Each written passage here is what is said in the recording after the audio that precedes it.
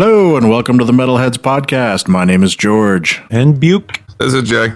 And we come to you this evening for a special nighttime episode. Normally we record around 1 o'clock in the afternoon Eastern time, but due to some scheduling snafus, we had to sort of split things up today. So earlier today, Buke and I did an interview with three of the guys from the band A Flourishing Scourge. We're going to get into that in a moment. Yeah, the scheduling snafus were all mine, so many thanks to you both for being willing to go to evening time here. That's very cool, because I couldn't listen to the pod if my voice wasn't on it.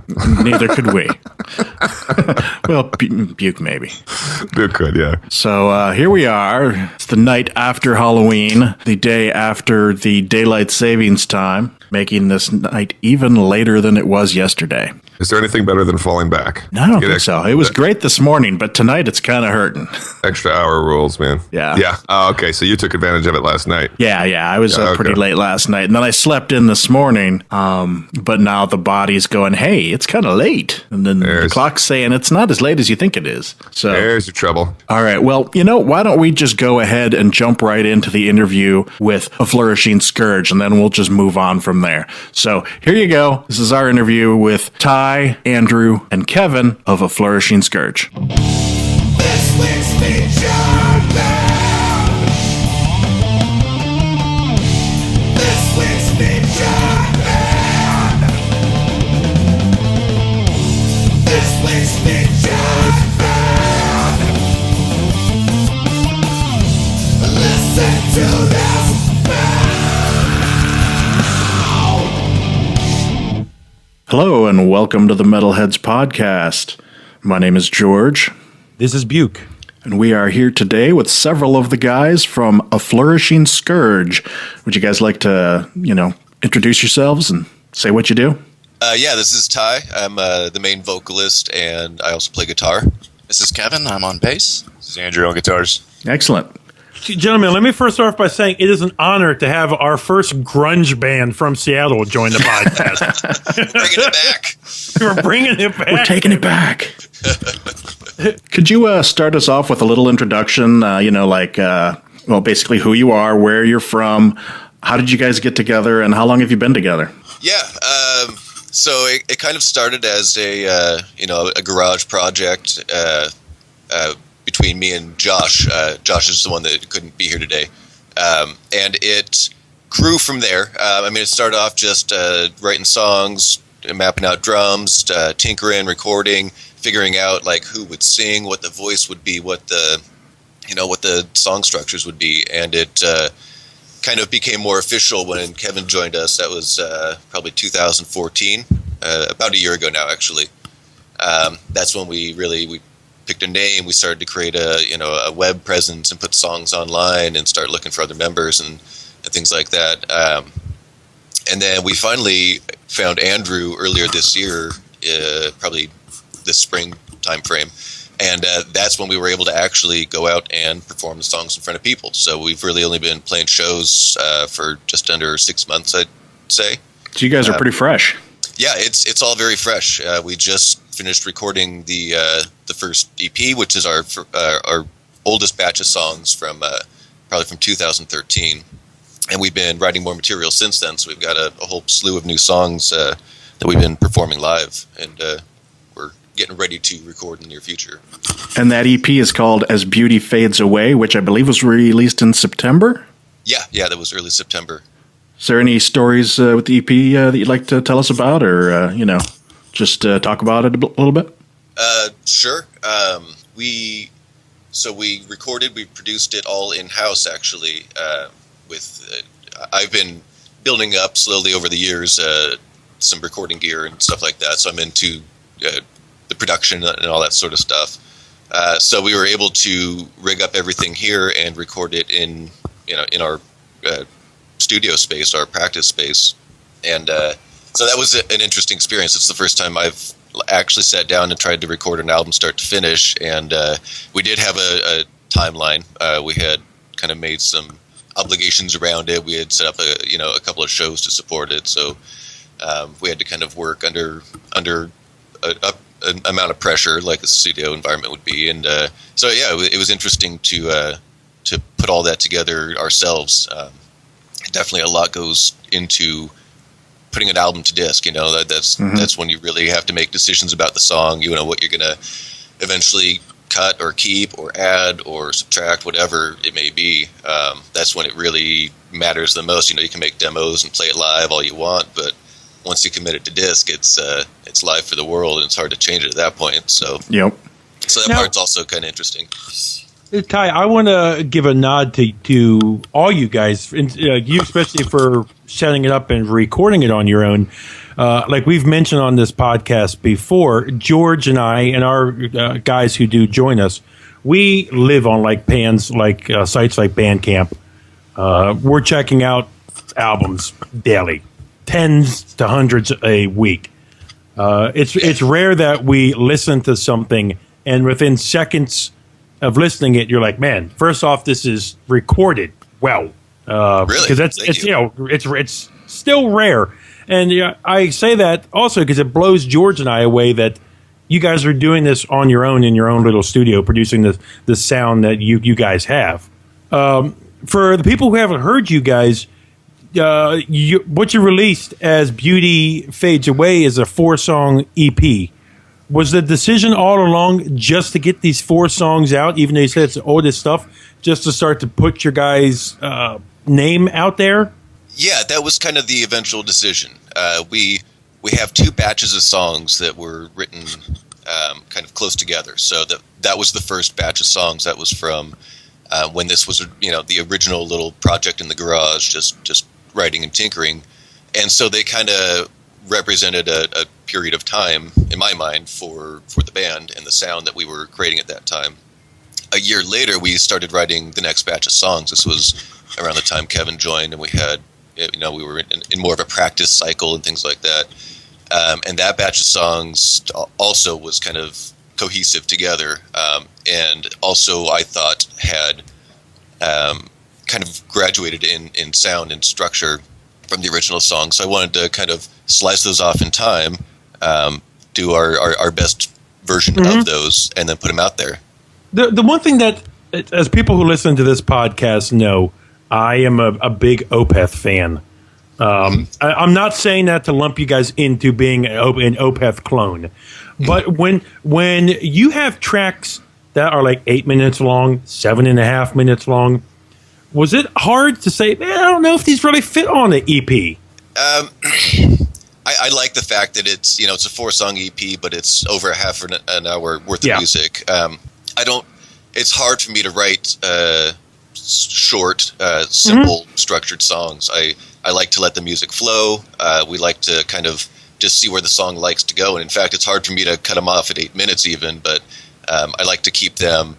I have a certain song length that I like, kind of a sweet spot, and too much more or less sometimes is songs can get too long or be too short, cut off early, and so I don't know. I just kind of we end them where they feel right. But Kevin and Andrew, I'll ask you guys this: when you guys start to write songs like this, with the longer song structure, who starts it off, I should say, or do you guys all have something in your head together that you guys kind of meet at once and as a starting off point? Yeah, like do you just like jam and it evolves from that, or does somebody come to the group and say, hey, I have this, let's flesh this out? That is actually a very timely question because as Ty mentioned, as we came in, so we cut off the first 30 minutes for the EP, and we have about 30 minutes of new songs. And our goal is to write 2 or 3 new songs, fill that out, and go in and do a full length release probably next summer. So, but for the first time, this is the first time we have all of us together, and where Andrew and I will both be part of the actual writing process. So for the first time yesterday, we literally sat down and were like, okay, how are we going to approach this? So we're still trying to figure that out. So right now we're doing a little hybrid of people bringing in riffs and song ideas and jamming out a little bit and trying just to kind of see where it goes. Now, obviously, apparently things are still going well for the first time because you guys are all sitting next to one another still. Yes. You know, No disagreements yet. Exactly. No disagreements yet. You know, no one's holding a knife to someone's throat saying, this will be in this song. That's why we don't have a camera at this end. We can't see the hands around each other's throats. But guys, when you know, since George and I aren't in a band, we just do the little podcast here. Do you guys ever have that something in your head that's kind of like your metaphorical hill you'll die on? That you're like, damn it, Ty, you're not taking this out of the fucking song. Well, fortunately, we've never really had to, get to a point where it seems like the ideas are so fresh right now, and everybody's still so open to everybody else's contribution that we've fortunately never really gotten into a point where we're going to have to die on that hill. Yeah. So I'm sure there's been a couple times when people have said, hey, I really like this part. Let's make sure we keep that in. And it's always important to kind of pick out the parts that you want to keep in. But we've never really had any disagreement, fortunately. Yeah. So but usually if that does happen, I'm just going to kick their ass and go with my part. We have trimmed some fat. I mean, we've had songs and riffs and stuff that we just left out because they just weren't quite fitting what we were trying to do. We just knew that they weren't right. But yeah, I mean, that's never been, we've been able to put feelings aside there, and just when something wasn't right, we shelved it. Mm-hmm. When you go to do the full album, is that going to be all new material, or are you going to incorporate the EP with extra material? No, that's going to be all new material. Excellent. And we're, like Kevin said, we're about half an hour into that material. We're shooting for another 15 or 20 minutes worth, and we've got skeletons of songs for all that going already. So yeah, we're shooting for hopefully we're thinking like spring time frame. Excellent. Who does the lyrics for the band? Josh wrote, actually. That's part of what the original when we started this thing, he approached me and he had a whole bunch of like kind of almost poems written, and so we were going to base the lyrics off of those. And as we figured out who was going to be doing the vocals, as we started out, I just played guitar and drums, and I didn't, neither of us really sang. So I started to develop my vocal style, and as the songs took form, I would take his kind of poems and apply them as lyrics, chop them up into phrases and make them fit the pace of the song and whatnot. So that's how the lyrics started. At this point, everyone's contributed a little bit lyrically, which is cool that we can all kind of pitch in. We have enough of a common vision, it seems, that we can all contribute lyrics, and they all kind of fit the general direction of what they're saying. So I'm writing lyrics at this point. Everyone's kind of just, when they're feeling lyrics or they're having an idea for something, they are pitching in. Your practice space, is that like in somebody's house, or do you have like a dedicated, practice place where bands go to, practice and record and such? Yeah. Fortunately and otherwise, that's in my basement. Is basically converted to our practice space. So, okay. Which is awesome to be able to have that, because we course. can stay up late nights, writing, practicing, being creative, doing whatever we want to do. So it's great to have it. It kind of butts up to our studio room where we have the recording gear and stuff. So we're able to have kind of a live space out there, and then a recording space in the back where we can have some separation even. So it works out beautifully. It's nice to have it. Cool. The reason I asked was because our third Mike, Jay, he's also in a band. They're called Catatonic Society out of the Berkeley, San Francisco area. And they have like a practice space, and there's a bunch of other bands that use the same area.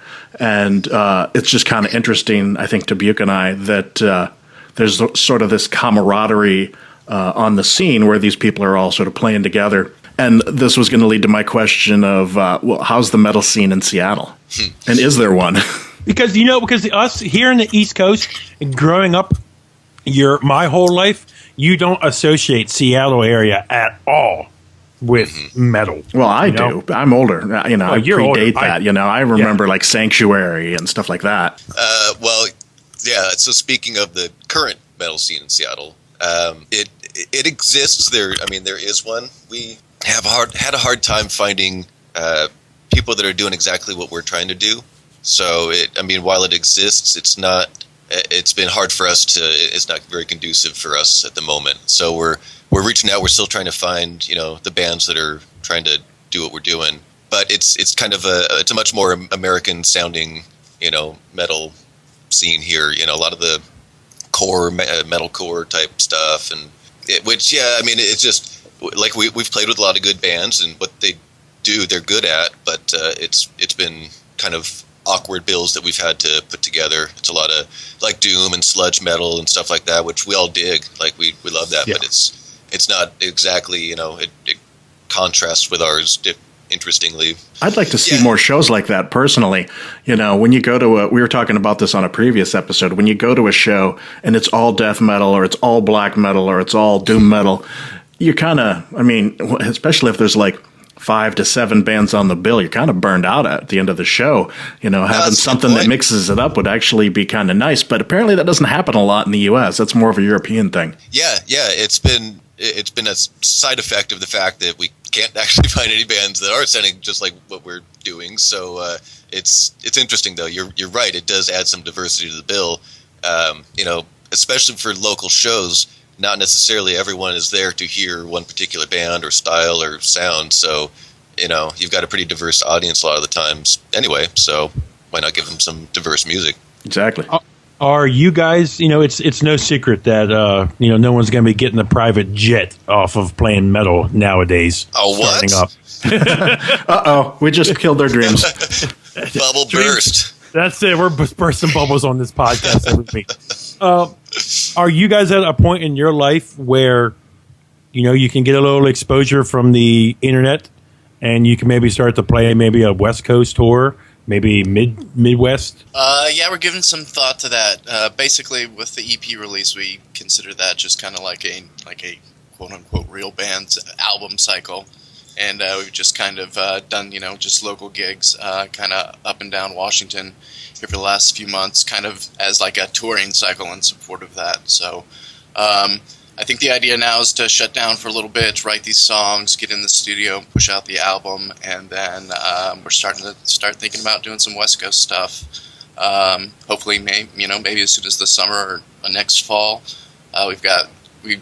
Again, one of these things, when you're meeting all these bands, is it's really interesting how big your kind of little network web and how fast that starts to spread. And so we've got friends in Portland, Oregon, guys we've played with from San Francisco. Apparently, you guys know someone in San Francisco, so let's see where this is going. Yep.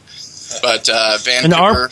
And our podcast is heard in over 100 countries around the world. So, hey, if guys from like Sweden are calling you to play shows, if you're looking to play down in San Francisco, let us know. Maybe Jay's always looking to hook people up to play with down there.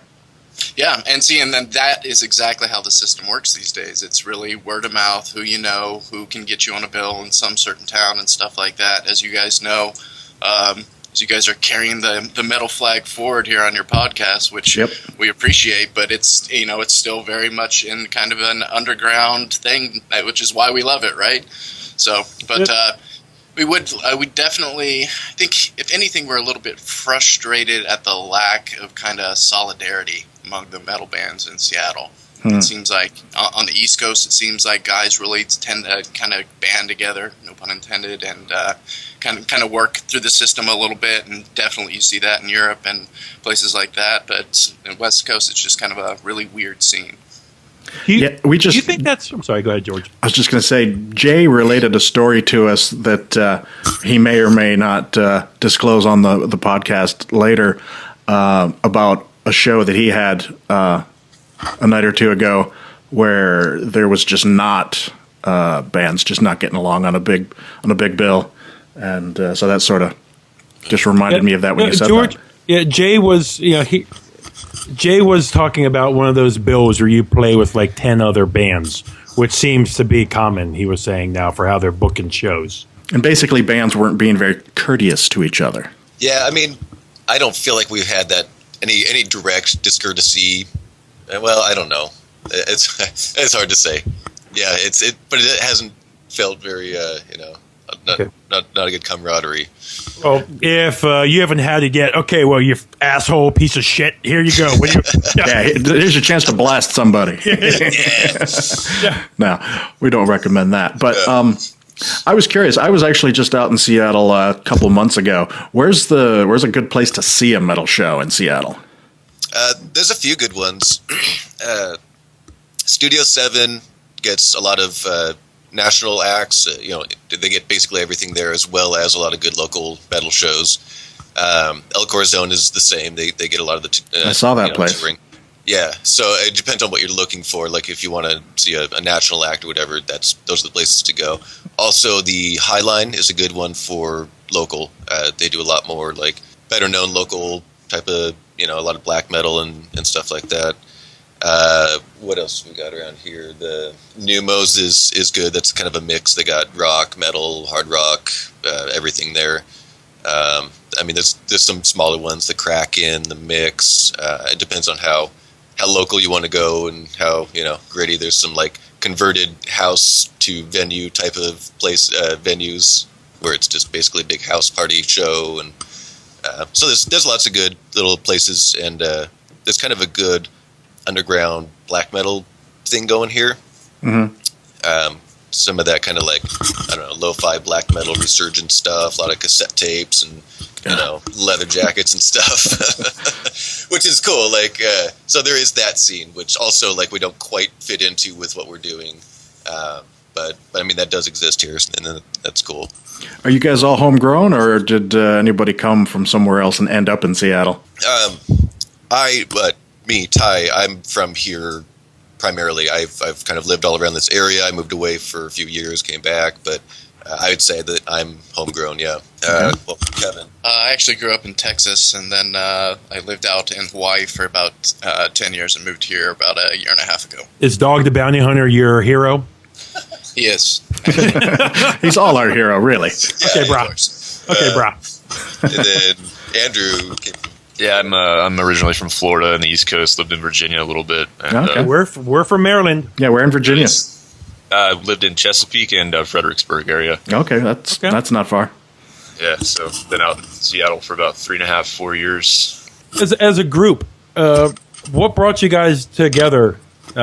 Was it, did you have a comment? Did you guys work together? Like a girlfriend, wife? Was it, just how seeing did you each other meet? at a show? So, going back to the beginning, Josh and I were kind of acquaintances through a friend that I've had since I was, growing up. So I'd always kind of known him through friends, and when we both realized we wanted to do a similar music project is when we started hanging out and getting creative with music and stuff. Since then, it was hard to find the other right players. We did some auditions, like we posted on Craigslist and started meeting people that way, and eventually that's how we met Kevin and Andrew. I think was through Craigslist. There still seems to be no better other way. That's the second band now. Yep. Yeah. You didn't accidentally hook up with anybody while you were looking for band members. No, but it honestly feels like a weird dating cycle as you're like auditioning people and like deciding whether or not to move forward, and when you have to make a cut or like or whatever to turn someone down, it feels like a weird breakup, and sometimes people get pissed and you try not to I see a business opportunity here to create a website for heavy metal musicians to find each other so that they don't have to use Craigslist and dirty their hands. And a bunch of websites try it. Like I looked into that because I was thinking somebody must have a better system by now, surely. And there's a bunch of like little sites that are trying to do it, but if nobody's like buying into any one of them, right, then there's nothing on there. So like they've got this nice idea of a site, and in theory that's great, but there's just a bunch of inactive stuff on there. Yeah, No. you need like a something big like a record label or somebody like Metal Hammer to back it so everybody knows about it. The de facto place to go. Exactly. Now, outside of the band, do you guys hang out, or is it really just a band thing? Because I've seen bands later on, decades into their career, they it's clear that this is just a business for them. Right. The friendship has kind of fallen by the wayside. No, we do hang out. We just got back from a trip we all took to through California to the Opeth anniversary show. You guys trying to make me jealous? Yeah, make me jealous. Did they play Ghost Reveries start to finish? Yeah, in its entirety. That was the first half of the show, which was flawless. It was great. And then the second half was interesting. Actually, it was they had all kinds of like technical issues throughout the second half, and just like things were going wrong, and it felt like. Yeah, it felt like watching one of our shows. It was kind of relieving though, like to see, these gods of metal that have been doing this for 25 years are still human, and they still suffer some of the same bullshit that we do. Mm-hmm. So it was nice to see a human side actually to one of our longtime influences. Ty, do you mind when people call you guys or they say the Opeth sound is there? Do you mind that at all? Does it offend you at all? Because, people look at me and they're like, oh, there's Brock Lesnar again. And I'm like, please stop. Come on. No, because I do it also for music. To me, Opethian represents just a contrast in extreme and melancholy. And it's just, at this point, it's not even to compare directly to the band. It's just to describe kind of a subgenre that I feel they spearheaded, that others have also fallen into. You can call a lot of bands Opethian just from mixing folkish guitars. George and I were talking about getting vests done for Maryland Death Fest next year, and I was thinking of a back patch, and I wanted to get this Still Life back patch, and George's like, you can't do that now. Opeth is too mainstream now. And, everybody has that. It's all about having the most obscure thing. It is, yeah. A Flourishing Scourge back patch. There you go. Yes. Doesn't get much a backhanded compliment there. Yeah, exactly. Hey, so when you guys write music, do you say, do you sit down and go, let's write some progressive black and death metal? Or do you just write the music and what comes out, and then somebody else like us comes along and slaps a label on you? It's more the second. It's just, I don't write very intentionally. Like it kind of just is a stream of thought. When one thing flows to the next. Sometimes things flow together to where they connect to two song parts that I have written, and now it's that's how it kind of became the two-part structure that it did, and it just kind of and we have kind of ideas of writing a very intentional, like a concept album or something. But we're considering what to do after this next batch of songs. Like, would we just keep writing the way we have been, or would we write something intentional where we have a theme rolling through it and we're trying to write music to match that, or like almost a challenge to ourselves to see what we could create. So yeah, that's all stuff we're talking about as a band. Like Kevin said, we're kind of reaching the first real point where we have that opportunity to write as a whole unit. For the other guys, Kevin and Andrew, how is it, guys, playing these longer, what you guys play live? Because, sometimes I've seen these bands, with just Opeth, like, jamming out. And it's like, man, do they mind playing these songs for like 10 minutes just doing this? And if you mess up, does it stick with you? And you're like, oh, no, I'm messing up. And then the next 8 minutes, you're just thinking of that one mess up over and over again. It does eat away at you a lot. But I'm the bass player, so I just play root notes, so it's cool. No, but I kind of grew up listening to prog. I like Rush and the real proggy middle stages and that type of stuff. And so I've always kind of been attracted to longer song structures. And I think Ty did a good job of articulating that, song kind of doesn't necessarily just have to have one theme. It makes it a lot more interesting to listen to, in my opinion. Maybe not so much for some other people. You pray at the Church of Dream Theater? I was an early Dream Theater fan, I have to admit. So I'm kind of older too, so I was fortunate enough to first start to enjoy metal like right when Master of Puppets hit. So I got to ride that whole thing through, and then Dream Theater came out when grunge hit, so everybody was trying to grasp onto something. So I do appreciate their musicianship. I think over the years their songs have been a little bit too deliberate, as probably the exact opposite of what we're talking about. But Deliberate, that's a good word. We talked about it on the podcast last week. Did you see Fate's Warning is playing Prog Power next year? I did not see that, but that's awesome. With John Arch, that is, on vocals, Really? Not just any old Fates Warning, but the See, I know original what you're lineup. talking about. These young pups next to me are like, who the fuck's Faith Warner? That's all right. They keep me around to keep it real, so. Nice. But no, I really enjoy playing the longer songs. It's very interesting.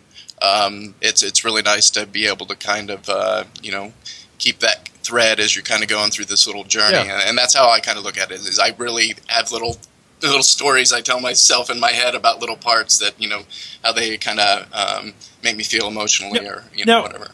There's an interesting point I want to hit on quick. You said your diving in point was Master of Puppets. Were the guys next to you, was their jumping in point like Kill Switch Engage? Like, Yeah, what did you get started on in metal? And Justice for All for me. Good answer. Yeah, I think we're all. I mean, Kevin's right. Like, I grew up. I was pretty young in the '80s, so I really started hitting music in the early '90s. But what I started listening to, and what I listened to growing up, was always my dad's records. So it was classic rock for the most part. Black Sabbath and Supertramp and that kind of stuff. So I got into some of the old, early heavy metal and prog rock stuff through that, and also all sorts of shit. My first exposure to like modern metal was, I think I bought Metallica's first album, Kill 'Em All, along with like a Nine Inch Nails album and something else, and those really stuck with me. And then I heard Ride the Lightning and Master Puppets, and where they went after this kind of more straight thrashy album, and I heard the song structures, and I heard just the movements in it, and it was more like somebody had composed a piece of classical music and just layered the right tones on top of it, and it was just a masterpiece to me. So Metallica was a huge writing influence for me growing up. But those first 4 albums. Do you guys think that someone's jumping off point is Saint Anger?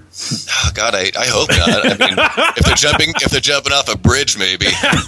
Yeah, I'm waiting to do an interview where we ask this question, and somebody's like, "Well, I really first got into heavy music with Disturbed." At that point, I'm like, okay, and that's all the time we have for today. The end of our Yes. Yeah, Skype is breaking up now. I don't know We'll call you back. No, really. Oh man, yeah. God, I hope not. But yeah, and then once I heard Cannibal Corpse, that changed things for me also. To realize that people were taking it to that degree. So after that, as I could, I explored all kinds of stuff.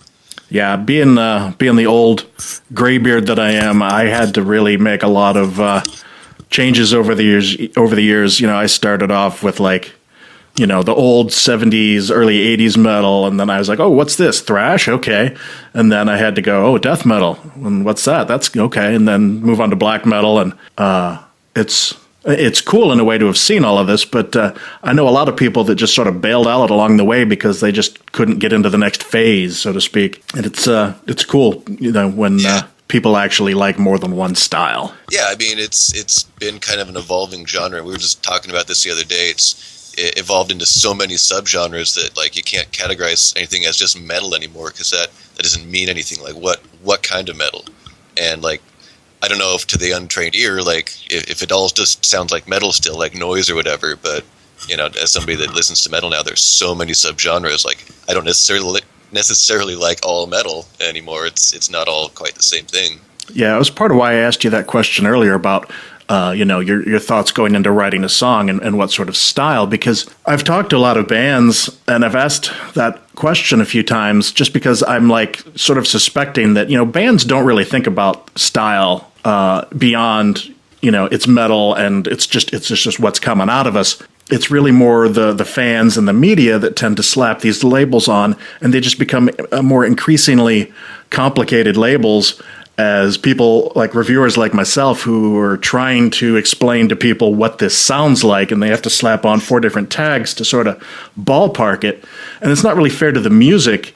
And at the same time, I know a lot of bands are like, people call us this, but, I don't really think of us as this. If I was to call us something, I'd say it was this, or I wouldn't even label it at all. And it's just kind of annoying. It's hard to even self-categorize. Like, people ask us what we are, and like, we have found the combination of tags that we think best describes it, but it really is just like throwing a bunch of attributes together and like, yeah, we are progressive, black and death, metal.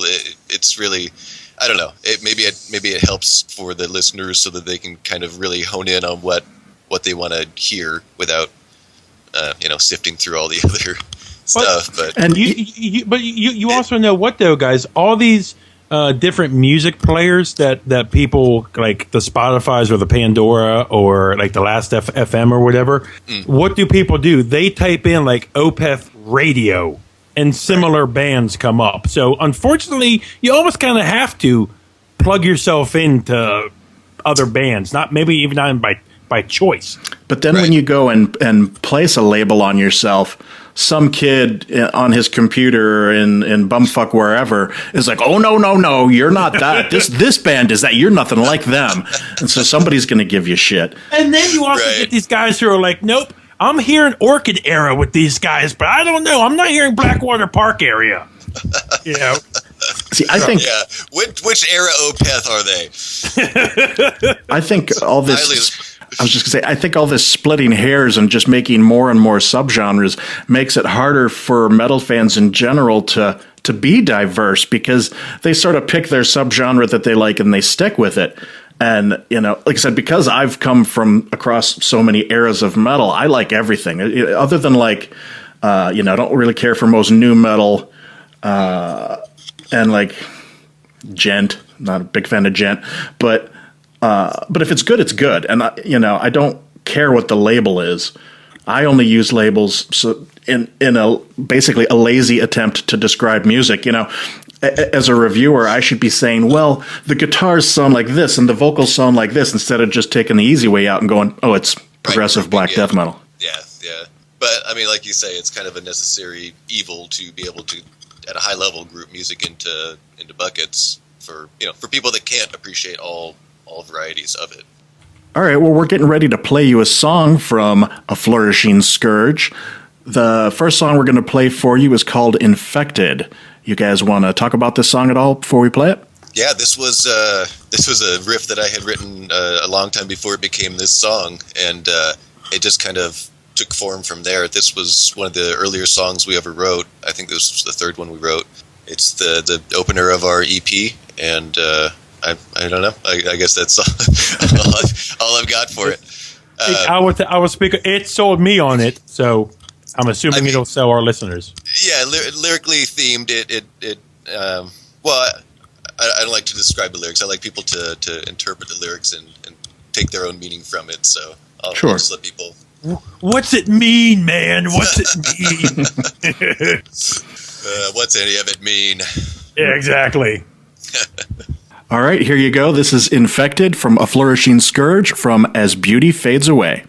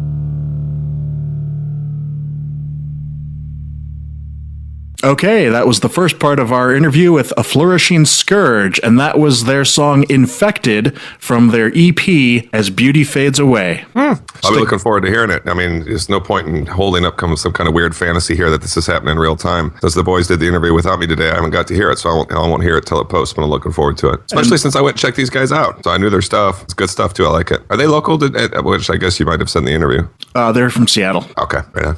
And be sure to stick around to the end of the episode where you will hear from the band a little more and hear another song. So as I mentioned, last night was Halloween. Did anybody else do anything for Halloween? I know Buke did. I took my daughter out. Stephanie and I took our daughter out. She's 16 months now. So luckily I was blessed to be off of work. We took her out, dressed her up like a little strawberry. One of the greatest moments in my life was watching my little girl walk up to her first house, with her little pumpkin trick-or-treat bucket in her hand. She didn't understand really what was going on, but she walked up. But I'm fighting back tears because it's just. I can't believe you didn't dress her up in something metal. Did I see that? Yeah. Did I see that she maybe stopped and put some leaves in that bucket too? Looked like she might have. May have. But she's a little girl, so we have to go. The cute things right now. Sure. I'll say this: she was freaking cute, dude. Oh yeah. Yeah. Thank you. How many houses? She hit she's not like us when she was our age or when she gets older. She made what, babe? 4 or 5 houses? Yeah, maybe 6. It's a good start. But she's like, oh, look, candy. Let me chew on the wrapper. Oh, look, a car. Oh, look, a tree. Those pictures kind of tell the tale. The pictures are great. She's definitely all over the place. You can tell it's more for you than it was for her. Yeah, and she crashed hard when she got home. But I think George with the costumes outdid us both. Yeah. I don't know how many people who weren't metal understood it, though, George. No, nobody did. It was beautiful. Yeah. Did you do anything, Jay? Well, I'd had plans to dress up, if that's what you mean. No, Halloween. Yeah. No, we didn't. You know what? We watched Bride of Frankenstein and gave out candy. And we get a lot of kids in our neighborhood getting candy, and I like doing that. So I carved a pumpkin. Nice. And gave out a lot of candy and watched Bride of Frankenstein. Generally had a gay old time. But you, sir, had the king of all costumes. And I mean, seriously, you really looked good. But you should usually be the one to describe and name it. Thank you. Yeah, so the day before Halloween, actually it was 2 days before Halloween, my wife tells me that we're going over to her friend's house to take her kids out trick-or-treating and then hang out with a few people. And I'm like, I don't want to go do this. But then she's like, well, we can dress up too. And so I was like, all right, well, I could have some fun with that at least. And so the very first thing that popped into my head was I'm going to be Thomas Gabriel Fisher, a.k.a. Tom G. Warrior. That was it. It was the first thing that came in. The very first thing that popped into my head, because I was like, who's somebody awesome that's metal that has a distinctive look, that's not too complicated. There's no way I could look like Jay. So you know what? I'm going to go Tom G. Warrior. And George, your base that you're starting from is so there, skinny guy, long gray hair. Exactly. The difference is negligible. It's a small jump. Yeah. I called myself Fat Tom. And Tom's not that thin, although he gained a lot. Like after the first trip to Con Record, he's looking a little thinner again now. Yeah. So basically, what I did was I hopped on Amazon Prime real quick, bought myself a gray wig. What was the name of the wig? I think it was like a Moses or something like that. It was Rosie O'Donnell. It was like biblical. It was Betty like White. a gray wig and a beard, and I didn't use the beard. Please say it was Betty White. You know what? That'll work. And I ordered this upside down cross pendant with a pentagram on it. Where does one order those? Both on Amazon.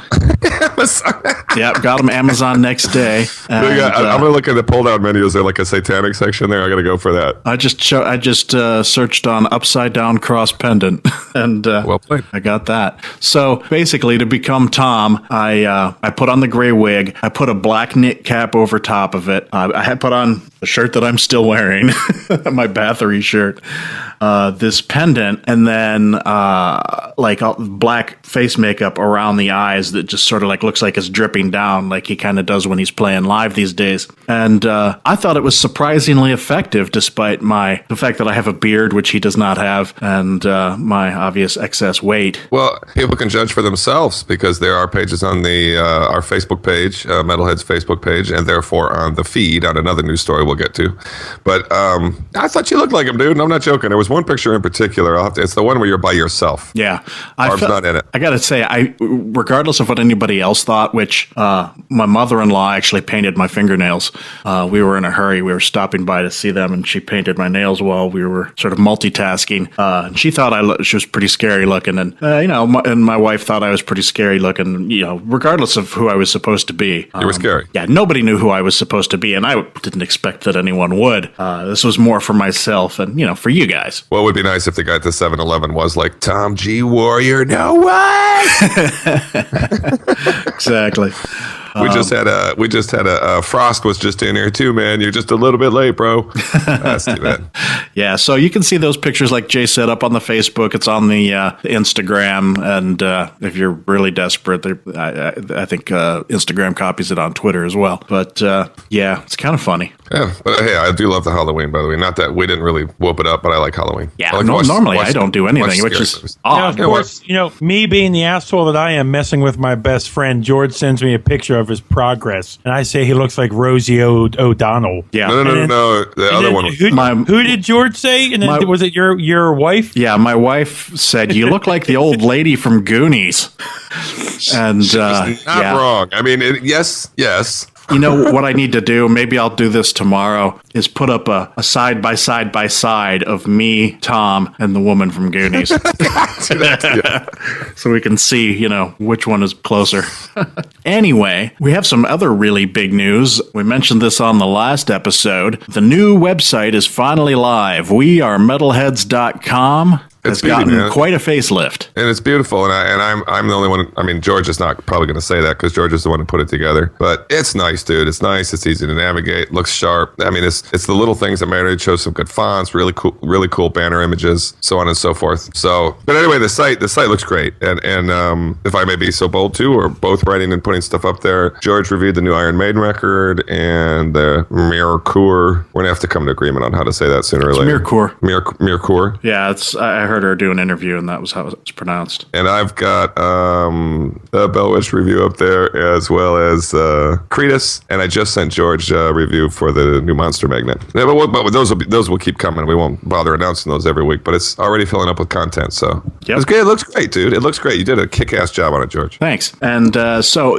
basically, what we did here was, I used to write reviews on MetalDisciple.com, and then we sort of added the podcast, and we called it Metalheads or Metal Disciples Metalheads podcast, and I didn't see any reason to have two different brands going at the same time. So what I did was I just moved all the Metal Disciple content into a brand new website alongside with the podcasts and everything else. So now you can get everything in one place, and it's a nicer looking site, like Jay said, and it's mobile ready, I guess you'd say, mobile accessible perhaps, which the last site was not. It looked pretty much shitty when you went to it on your phone, as Buke was so fond of always telling me. So yeah, we're real excited about this new site, so go and check it out. May I say something, George? Please, for the life of me, please. The site looks good. You did an amazing job. Thank you. Don't start, like a year from now, like you do. No, January. January is basically when I start all over again and go, okay, time to tear it down and start a new one.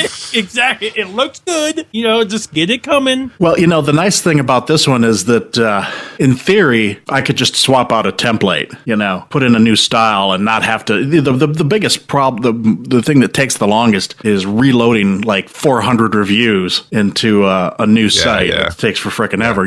If any of these things allowed you to just run a database, command, where you could run a script and it would just, take the SQL database and then upload it in there, that would be a hell of a lot quicker. But no, we can't do that. So every review has to be re-added by hand. Speaking of reviews, too, I got to give a shout out to Buke because tomorrow night I will be at King Diamond live doing the whole Abigail record. I don't mind telling you, I've seen the set list already. It looks crazy. And he got us a photo pass for that show. So I'll be doing a show review and some really kick-ass photos. Sweet. Yeah, Sergey thankfully has a super nice camera. So, and Exodus 2 will be playing. So that'll be my first show review will be going up in the next. Did you find out if you're going to be interviewing? The promoter person got a hold of me just to confirm that I had the ticket and the photo pass. So I'm assuming no. But you know what? I couldn't be happier either way. I'll hold out hope, but we'll see. Yeah. But I'm thinking that was her way of saying, this is what's happening, which was cool. Yeah. Can't beat a photo pass and a free ticket. I already had a ticket, so I'll give that to a buddy. And can't wait to hear the Abigail record live and then write about it on the site, man. Hell yeah. So cool stuff. And thanks, Buke, for setting that up, bro. Again. We have to again thank Liz from Earsplit PR. She has already helped us from the barbecue till now take this pod to a different level. So Yeah. We will use that responsibly. With great power comes great responsibility. All right. Why don't we get through a couple of points that we left off the last podcast because we were just kind of running out of time. One of the things I wanted to mention was this was about Buke's interview with Blackfast. Something that they said during the interview made me kind of go, it just resonated true with me. I was like, yeah, basically how they were talking about how they don't say, hey, I'm setting out to write a black and thrash album.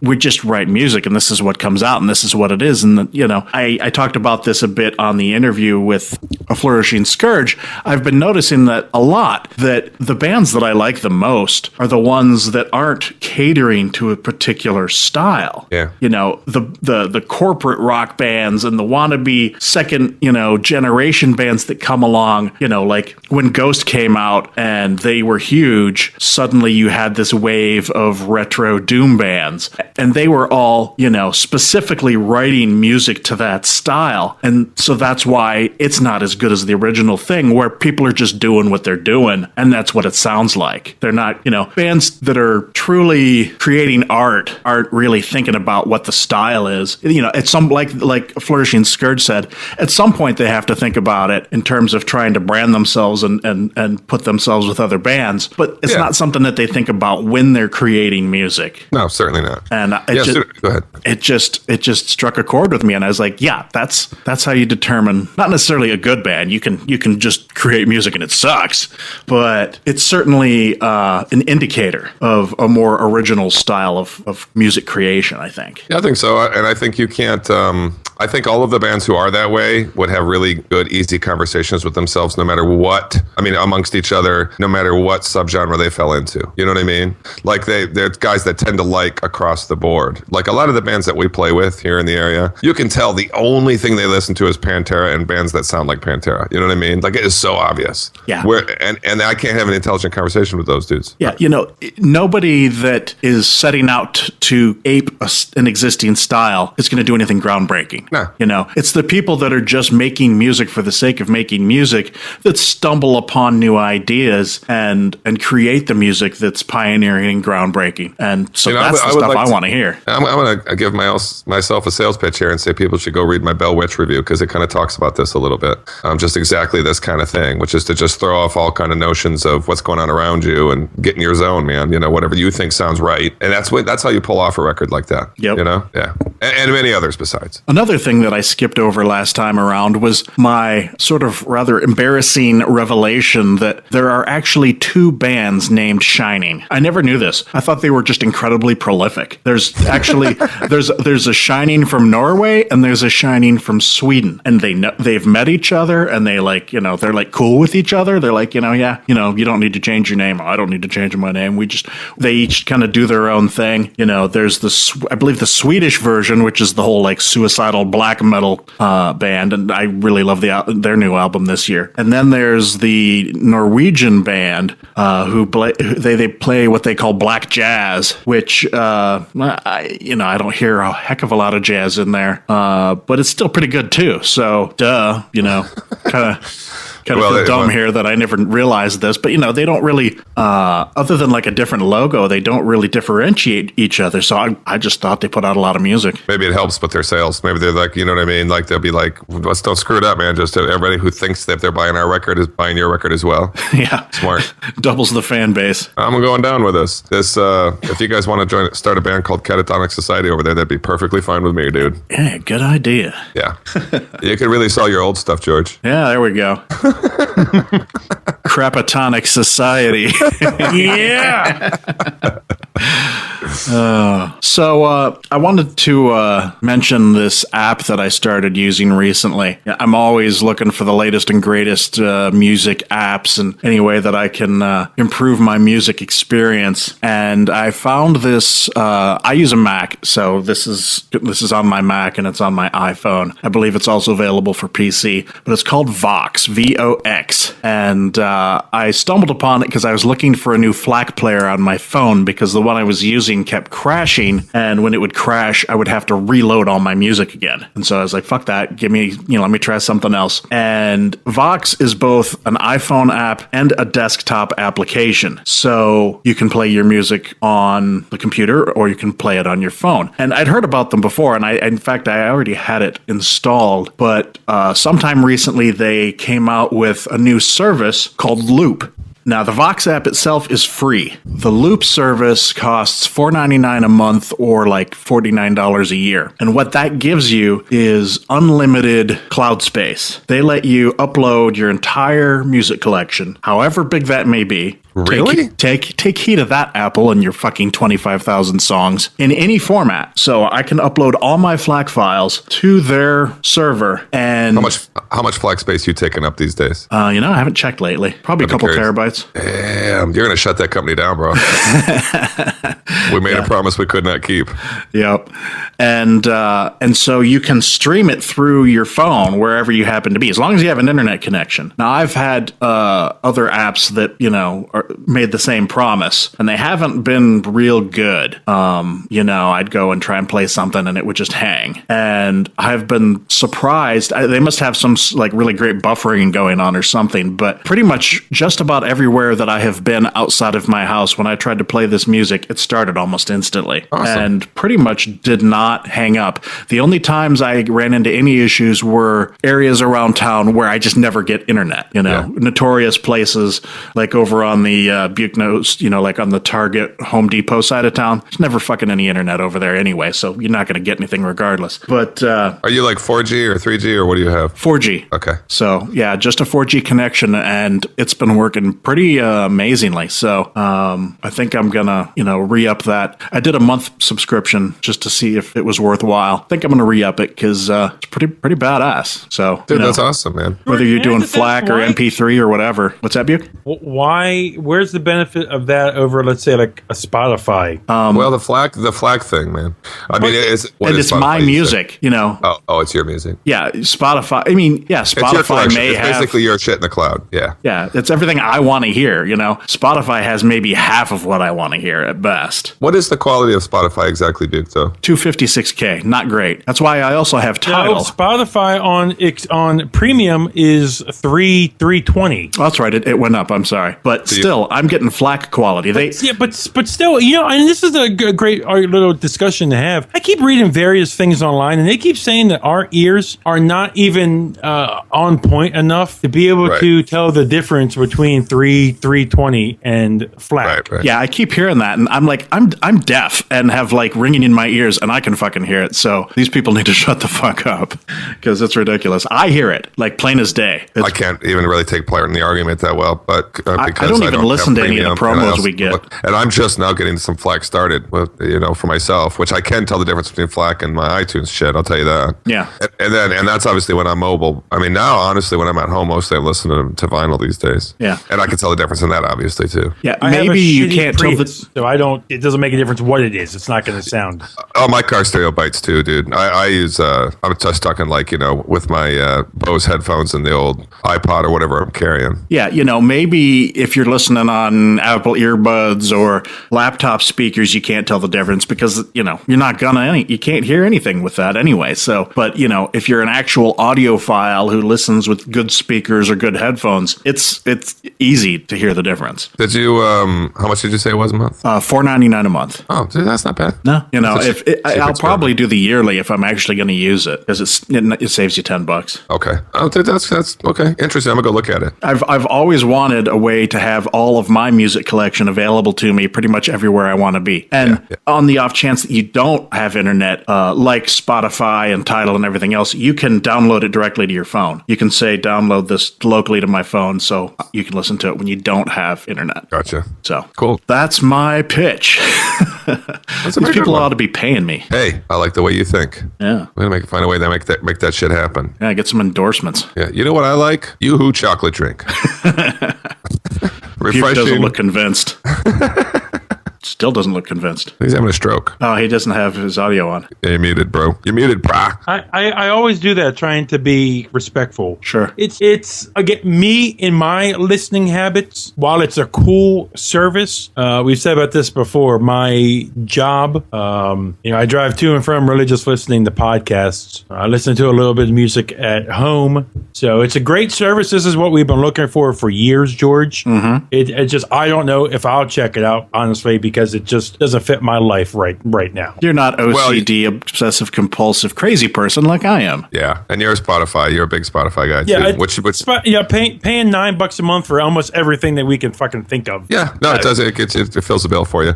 I mean, you turned me on to Spotify. I use it way more than I ever would have ever. I use it all the time. I use it all day at work now, and I don't even have premium. I have it just so that if I'm out and I don't have something and I want it, then maybe I can get it. So I might end up dropping Spotify at some point. I'm carrying both Spotify and Tidal, and now this. Yeah. So I mean, it's getting a little much. Right on. So George is very frugal. That's what he's trying to say, people. Yeah. I don't think.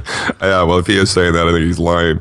Basically, if it's high quality, if they come out with an app that somehow you can push a button and the band comes to your house to play at a moment's notice, and it doesn't matter what it's going to cost, George just could pick it up. Be like, I gotta have it, dude. Yep. That's the problem with obsession. That's the problem with obsession. Obsession for men. See, look at that, dude. We're making money here today. I know. So, did you see this in the news about the 7 churches burned in St. Louis? I saw that and I was like, anybody know where Varg is? Or better yet, where's Possessed? I didn't know about this till I saw it on the thingy here, and obviously there is no. I don't know if they have any theories about it or anything. Vargas. Well, they actually arrested a suspect in 2 of the burnings. When I initially read the article, they said that it was suspected to be race related because they were all black churches. Oh, okay. Which and I was like, no, please, let it be metal, let it be metal. And the guy they arrested is black guy. So they're throwing out the race motivation on that one. From what I read about the guy, he just sounds kind of, just a little crazy, bad news, whatever. But, it was just kind of interesting that it was 7 churches. In case you don't know, that's the name of a Possessed album. Yeah. No, I got your joke before. I should have laughed out loud and kind of called you out on that. Yeah. And he's in a wheelchair anyway.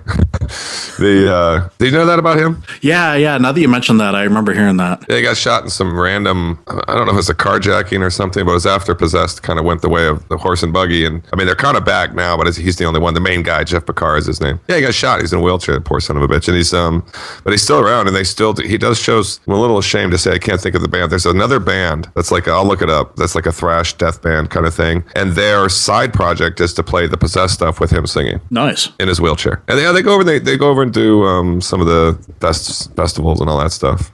Right on. Trivia. Indeed. Let's get into some news.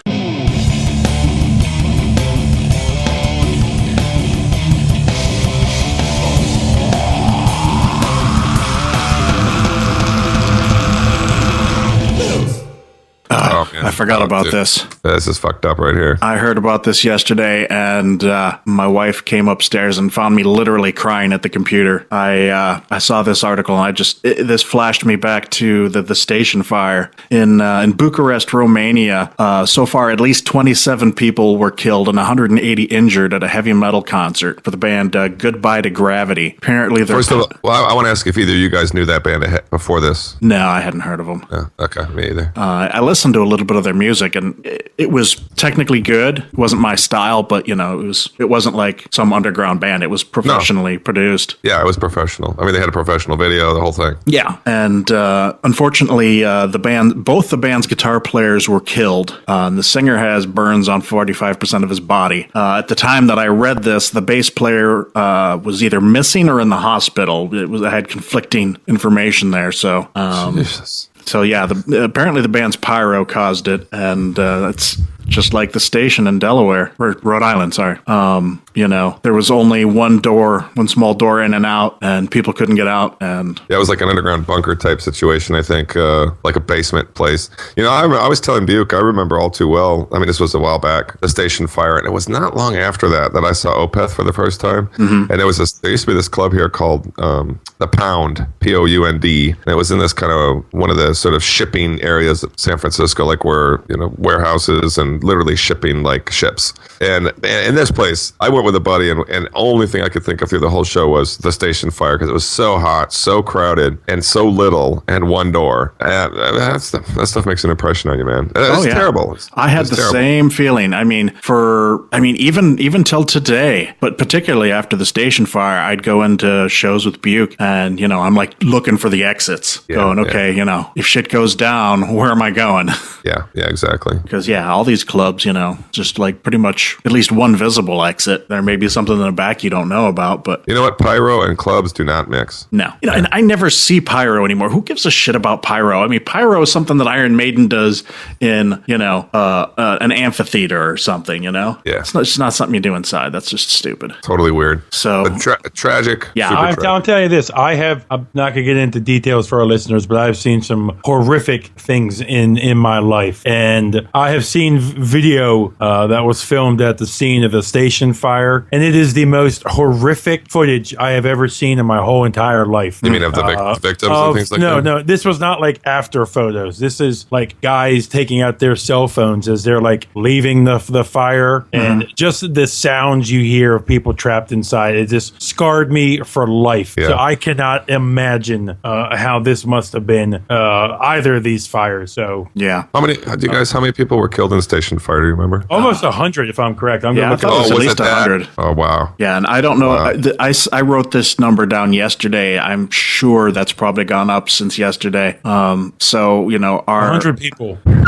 Our thoughts and condolences to all those involved with this tragedy in Bucharest. Yeah. It was just the most horrific video I've ever seen. I could not imagine anybody going through that again. Just to be trapped on the inside, or to be outside, can't get to your loved one or your friends. My God. Absolutely. Yeah, imagine it was George or your wife or something, and if it's George.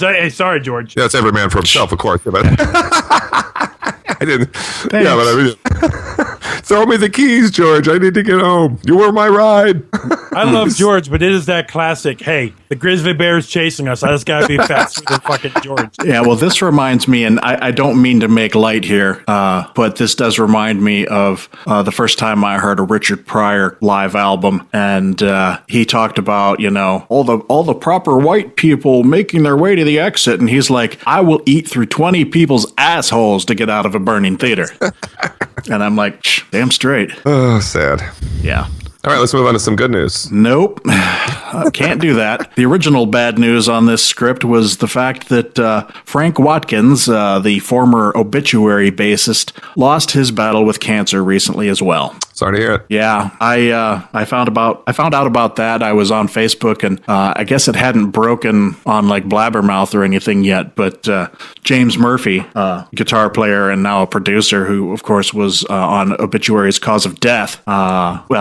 He actually wasn't officially announcing it, but he was bitching at the people that were talking about it before it had been officially announced. And so that sort of led me to connect the dots and figure out what had happened. He had lymphoma, I think, right? Was that what he had? I believe so. That's like the metal cancer right now, dude. That's what Tony Iommi has. I think that's what that dude from Def Leppard has. Yeah, it's what you get if you don't have a brain tumor. There you go. You got your choice. Yeah. Well, so just to him and his family, our condolences. Yes. I will say this. One of the weird ironies about all when these metal bands, when guys die, it's always, it's like always from a band. I mean, look at a band called Obituary. You know what I mean? It's just like...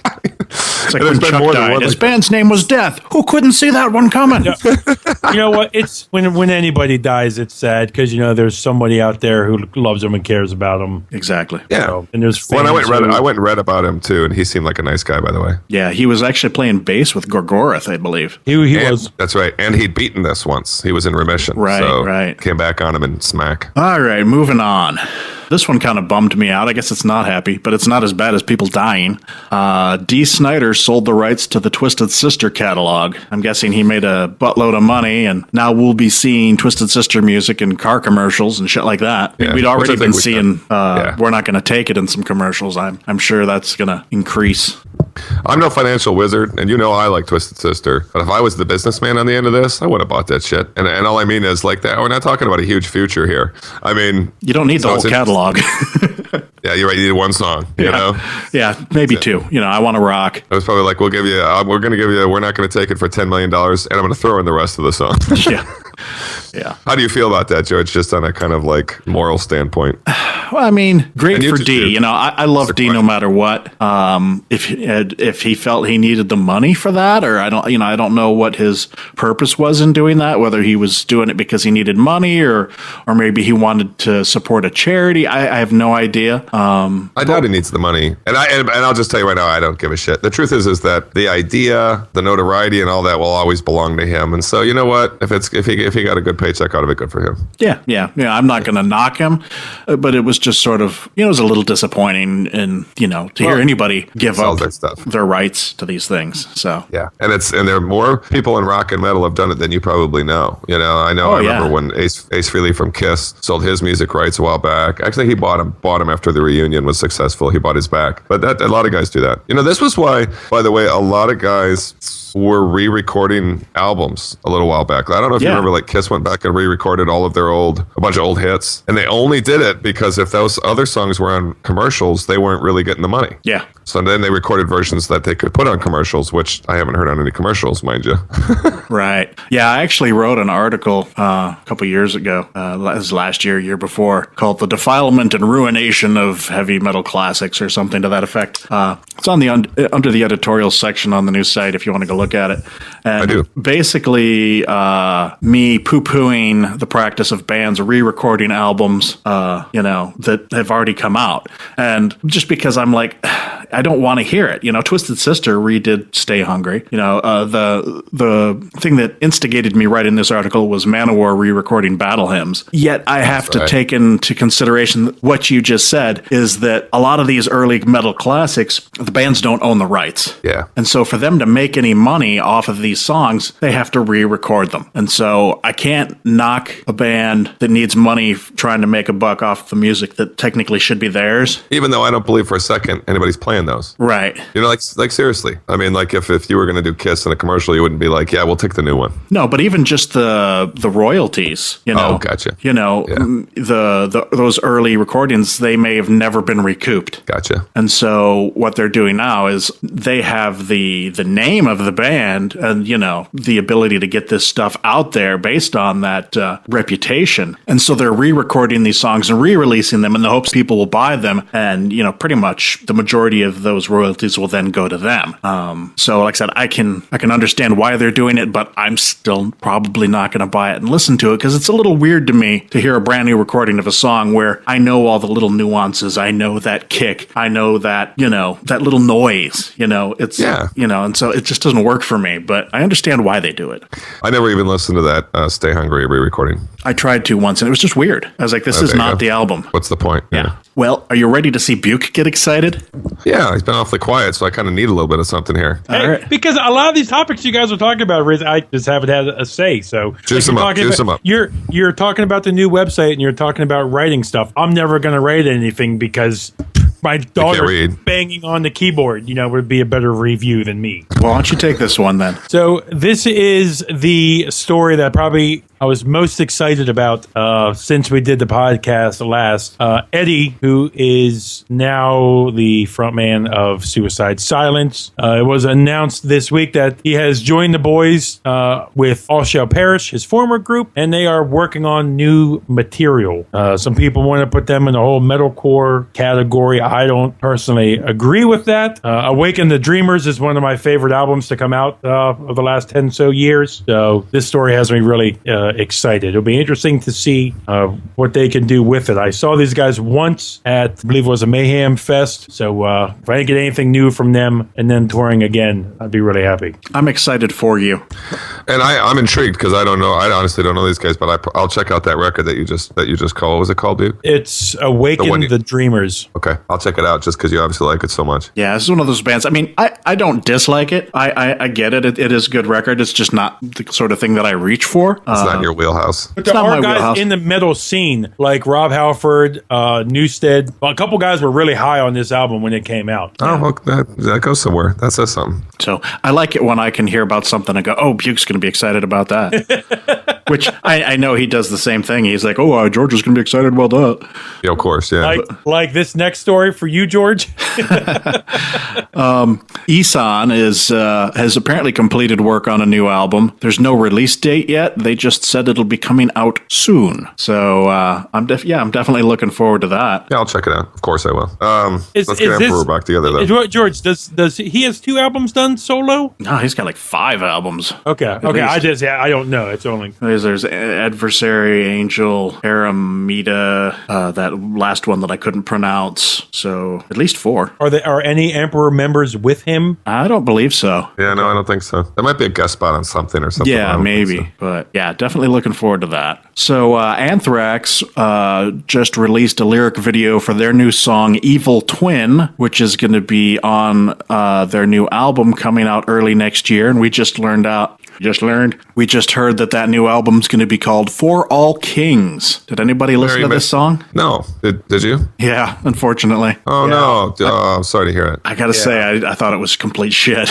Yeah, it was. It was really bad. I'm hoping this is like the Iron Maiden, where the single just doesn't really do anything for me, and then the album comes out and blows me away. But I think the bad thing about this one, Jay, us going in, George and I don't know about you, but George and I coming, because we didn't know you then, George and I off of worship music, Yeah. we're fucking riding high. Dude, I was crazy about that record. High. Yeah, but when It was any self-respecting metalhead, halfway decent Anthrax fan. Dude, that record, when it came out, I couldn't believe how good it was. yeah, me either. And that's the thing. And I never expected it. Before worship music came out, they released Fight 'Em Until You Can't or Fight Until You Can't. Yeah. Fight Until You Can't.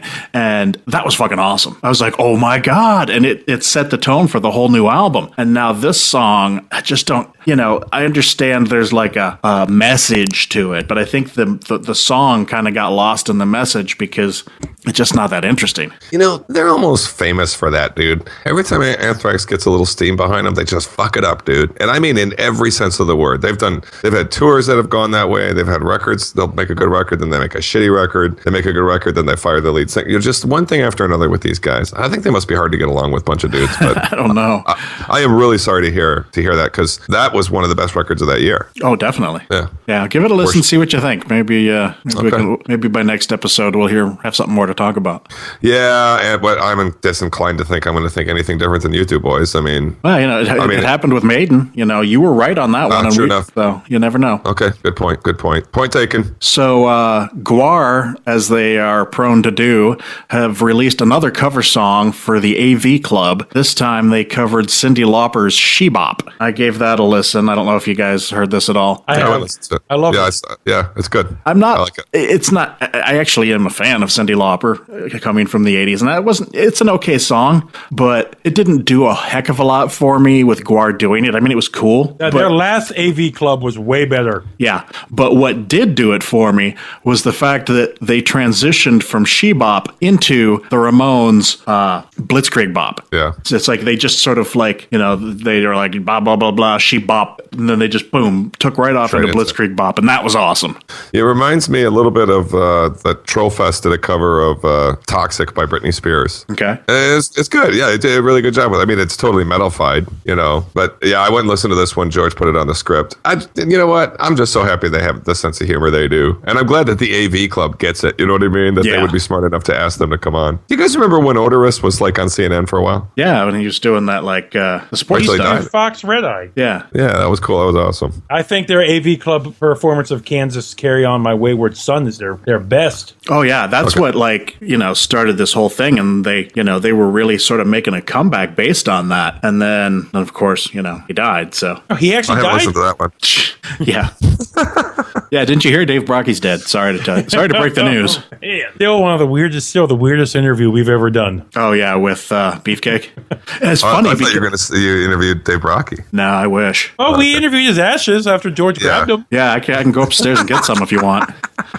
Go put him in a can and shake him up. Ask him questions. Yeah, I'm trying to figure out how to preserve this chunk that I have. I was thinking about doing one of those like plastic lucite cubes, like sending it off and having it put into a cube to preserve it. I don't know. I'm picturing this sort of Jurassic Park scenario. Yeah, like Maybe sort of like the mosquito cotton amber kind of effect. Yeah, and then somebody will You find should some. eat it, George. Eat it. I will become odorous. Yes. More odorous than I already am. That's a pretty slick idea. Yeah, well, I want to do something with it. This is going to sound lame, but I'm actually excited about the next one. Really? Yeah, swear to God. Yeah, Well, it's fine with. So don't want another one. there was speculation that Black Sabbath were going to do yet another album after 13. Well, Ozzy has come out and said, "Nope, not doing it. We're doing these last dates, and that's it." Good. That makes me happy because, as he pointed out in the interview, he's 67 years old. So he said they either got to do it now, but it always takes us 2 or 3 years, which is his way of saying I'll be 70 when we start the tour. You know what? His voice is getting lower and lower. I wouldn't be surprised if this was it for Ozzy altogether. But 13, I liked. I don't think I liked it as much as you two, but I liked it. But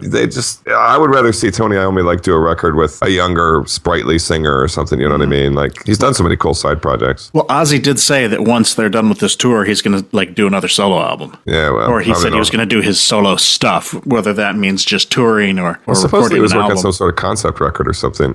But I'm in no hurry to hear any new Ozzy music.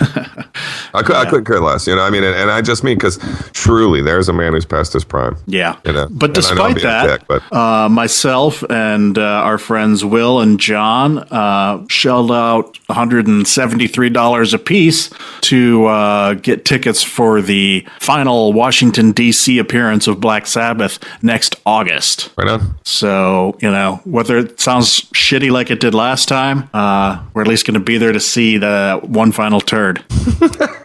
I don't know if I'm going to buy a ticket. I hate to say it, but they're coming closer to me than they were because now they're coming to Oakland, which is just down the road for me. That's like a 15-minute drive. But I did see them on the reunion before, and they were still pretty vital. And I don't know if I need to see them again. But if I have money and there's still tickets left, I'll pick one up. And I know I have to make that decision soon. But Yeah, well, I was talking to John about it, and we were like, we're just going to get there when the gates open and just run around with a microphone and talk to people. And, if nothing else, that's a we'll good get idea. interviews for the podcast on, hey, it's the last Black Sabbath show in DC. What are your thoughts? that's And, good. You know what? You can't do better than that then because there's no more influential metal band in the world. So that's a good idea. And failing that, we can drink a lot of beer. So. Either way, you got yourself a night. Yeah, we got it covered one way or another. So I was excited about this next one. Witchcraft is going to release a new album called Nucleus on January 15th. The first single called The Outcast will be out on December 4th. Do you know these guys, Jay? I know Buke knows these guys. I do. I love Firewood. I didn't like the last one so much. Yeah, I liked. They started going in a new direction, so I'm going to wait and see what that single sounds like. I liked Firewood a lot. I thought Firewood was sort of like pre-Ghost to me, minus the image. Yeah, I've actually heard some bands that sound like they were influenced by Witchcraft. So, they were kind of innovative in their time, even though it was sort of a retro thing. But that was a pretty big change on their last record, and that's fine. I totally support that notion, but it kind of got rid of all the spooky, I thought. You know what I mean? Witchcraft was kind of cool and spooky at first, and then it was a little more milk toast after that or something. But we'll see. I don't like the name of the record that much. I wish it was called something like, some Sabbathy sounding thing. Yeah, it sounds too scientific. It does a little bit, dude. So it could be this could be their Never Say Die. You know what I mean? Yeah. Or not even that, but technical ecstasy. Oh God. So we'll see. But I don't mean to. And far be it from me because I got to tell you, Firewood was a record I was way into. Mm-hmm. Yeah. All right. I'm sure we're all going to be running out on Black Friday to pick up the new Megadeth 12-inch single, "The Threat Is Real." Has either of you guys heard anything about any other Record Store Day stuff? Nah. Not me either. I haven't really been looking. I forget that they do it twice a year. Yeah, I haven't. Yeah. I haven't heard. Yeah. Well, I heard there was some priest thing coming out. I know that, but that also isn't something not worth hurrying for. Oh no, maybe that was even the. Oh shit, I don't know. But in any case, yeah. Oh God, we'll see when that record comes out. Yeah, it's exactly. Let's just wait for the album. Yeah. Let's just wait for the album. Is that the only one we've heard so far? Is there another one? I mean, I know I haven't heard anything else, but was there another song streaming yet or anything? There's a song streaming. I thought it was this one. No, it was a different one. It was I heard I Fatal something or other. Yeah, we talked about it. Yeah, and we it all. was, I thought it was interesting. That's how the vocals started. I remember we all thought it was pretty good, and then it kind of went backwards. Like it was sort of like kind of sounded like old school for a minute, and then we'll see. Yeah. God, how could? Okay. Not real up. I was talking to Buke about a week ago, maybe 2 weeks ago, and I admitted to him that I completely missed Megadeth as a kid. 100%. Oh yeah, all of it. I didn't like it that much. I didn't like the way Dave sang.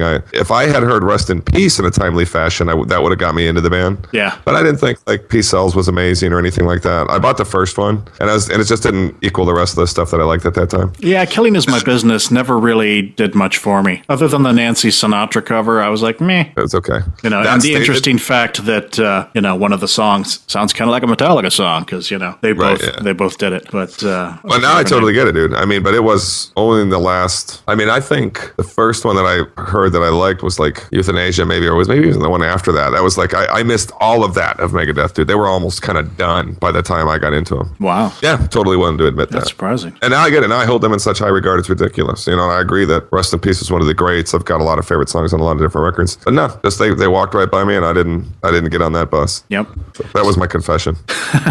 You are forgiven.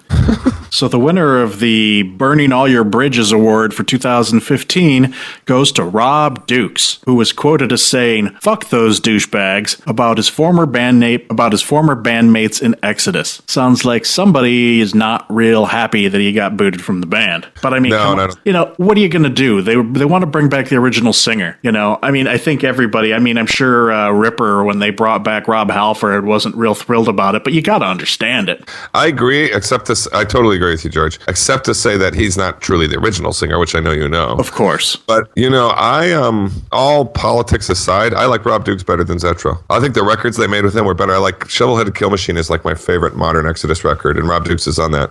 And I'm like, I know I'm in the minority on that. So many people like Zetro. Did you buy the new one? Did any of you guys buy the new one? Yeah. Blood In, Blood Out? Yep. I'll be seeing him with... Still muted. Yeah, you're muted, bro. Sorry, my wife is going in and out, and I'm trying to be nice. I did not buy the new album.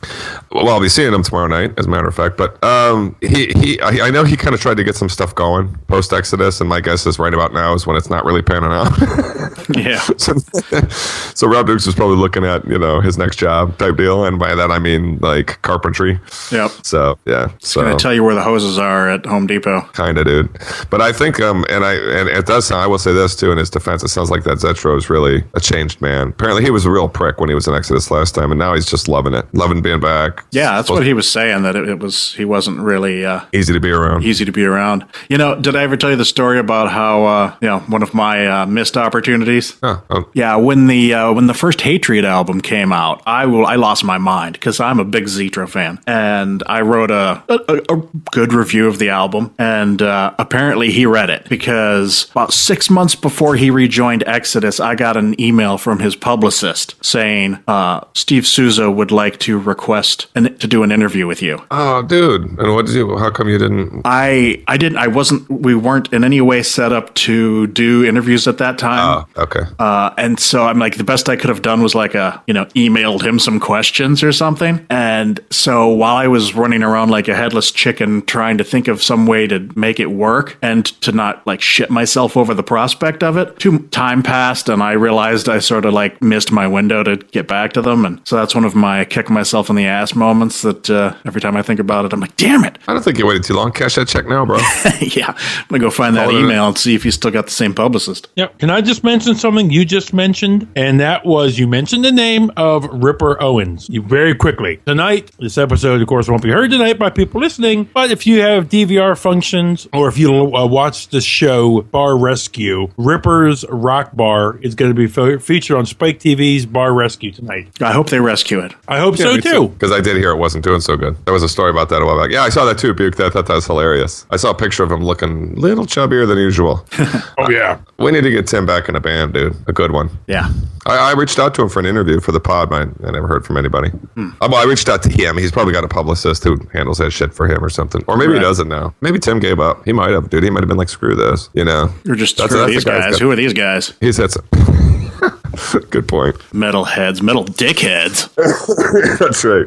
So I'd be happy to see him go back to Iced Earth. That's where I want him to, especially now. If it's not going to be Matt, it should be Tim. if it's not going to be Tim, it should be Stu. Do you like this Stu stuff? Yeah, it's all right. You like it? The main reason I don't listen to it much is because I'm just kind of tired of changing singers, and so I'm I'm just going to listen to the stuff I know. When I think of Iced Earth, I think of that American power metal frontman voice. Yeah. And I don't think Stu has that. Well, I mean, Stu was great with his last band, whatever the fuck they were called. The hell was that? Into Eternity? Into Eternity. He was great with them, and so it's because of the respect that I had for him with that band that I'm not just completely writing him off. I honestly just didn't think they were that good at records either. I haven't really listened to them enough to be able to say, So, But I think that actually speaks volumes because you probably listened to them once and you were never moved to put it back on. And that. But like I which said, is the part of fairest- that was just my disgust with them changing singers again. It was just like whatever. Gotcha. Yeah. That's my form of protest because it's like not only are you screwing up Iced Earth, but you screwed up Into Eternity as well because you took their singer. Yeah. Well, I say Barlow first, Tim second, meaning, but Sure, I can get behind that. ain't going to happen, though. Or maybe you guys know. You'd know better than me. Nah, I don't think so either. Yeah. So, Hey, I'll take the next one. Okay. Only that, and pardon me, George, for stepping on you there. Glenn Danzig says that he's 80% done with the album, with an album of new material. Now, the way did that read, George? Was it that they were 80% done recording, or that he'd written 80% of it, or something? Do you remember? That's a good question. I'd have to go back and look that up. Yeah, well, but I like the way you typed it here because that's the way I remember it. Was the way it sounded to me like they'd actually been recording. Yeah, And if they're I think recording that's what it means. Okay, so if they're recording at his house or something, Yeah, well, then that's highly possible. the second part of this story is that you can also check out a cover of Black Sabbath's NIB that's going to be on the much sooner released covers album. And I'm a huge Danzig fan, okay? But I haven't really liked much that he's done since like Danzig 4. Danzig 5, he was like, oh, I'm industrial now, and like started doing weird shit. And from then on out, it was just kind of bad news. Though his last studio album, Red Dead Symbiote. yeah, I was Or going to say Dead Red Red. Dead Redemption. Yeah, you still every time we've talked about this record before, you always almost go video game on us. I would inspire people to check that one out. Yeah, It's that definitely one was the thing you've done starting in a to long time. come back the right way. It sounded more like old Danzig. And Yeah. so I was curious, okay, well, maybe this new album's going to be, something that really blows us away. Till I heard this cover of NIB. It's not that great. I did not really care for it. I felt like the vocals were like an octave too low. Yep. Like he should be singing higher because it was just too deep. And I was just like, eh. First thing you notice about it is that he is singing in the basement right now. Yeah. And I'm like, Which is kind of a 60-year-old. I mean, he probably sings it about as high as Ozzy does now. But it's not a terribly good cover. It's also just kind of antiseptic sounding. You know what I mean? Like there's nothing real special about it. The guitars kind of sound a little too produced to me and that kind of thing. yeah, The wasn't voice is way too far out in front. It's not that great, which is too bad because I was kind of excited for this covers record, believe it or not. Yeah, I wanted to hear it. So, bummer. Yep. And that's a great song for him to cover. Yeah, such a cool song. Well, I'm going to drown my sorrow in some Motorhead Imperial Pale Lager. At least I would if I had some. But apparently Motorhead is continuing their alcohol-themed ways. I know they released wine, and I think they had some They had another vodka. lager. They had a bastard lager. Yeah. Oh, did they already? So, maybe it's time. Maybe Lemmy can just stop making records, stop going out on the road, just make booze. Live off that. I don't know. He's not broke, first off. I saw AC/DC beer in the store the other day. Really? Yeah. You might Google that shit. I think it might even be called like the name of the new record or something. I can't remember, but I saw it in this really nice, I wouldn't call it boutique, but very cool, well-stocked beer shop that's close to my house. And yeah, and then I read about it just a couple of days later. So that's out there too if you need one for the shelf. Sweet. I'll look for it. I didn't see who made it or anything like that, but Speaking of Ozzy Osbourne again, I saw today that Ozzy and his son Jack Osbourne are filming a show for the History Channel. Apparently, they go around to various historical sites around the world, and I don't know, maybe Ozzy pees on it? I don't know, but or maybe Jack is like, Dad, this is Mount Rushmore. And Ozzy's like, what the fuck is that? I don't know. So That's what it is, though. Literally, it's like a travel thing where they go to. yeah, apparently they go to different historical locations, and like I said, I don't know. Maybe they teach Ozzy about it. I really don't know.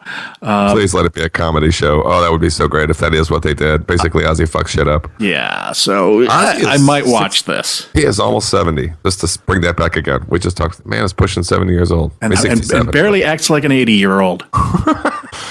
All right. I'll check it out. Out of interest, I'll check it out. Yeah, I will too. So our last news item, topical to the seasonal festivities of the last few days, Ghost performed on The Late Show with Stephen Colbert on Devil's Night. Now, I don't know if, Jay, have you heard of Devil's Night? No. To be perfectly honest, I haven't. Okay, see, in Michigan, where I grew up, the night before Halloween was called Devil's Night. And that was the night when you went out and got up to mischief. You know, egged houses and toilet paper and whatever. If you've ever seen the movie The Crow, they talk about Devil's Night in there because the movie takes place in Detroit, and the T-Bird character or whatever, that's sort of his like pride and joy is the fact that every Devil's Night Detroit burns. Is it a Catholic thing? I don't think it's. I think it's just sort of a regional thing. I've here in Maryland, nobody's heard about it.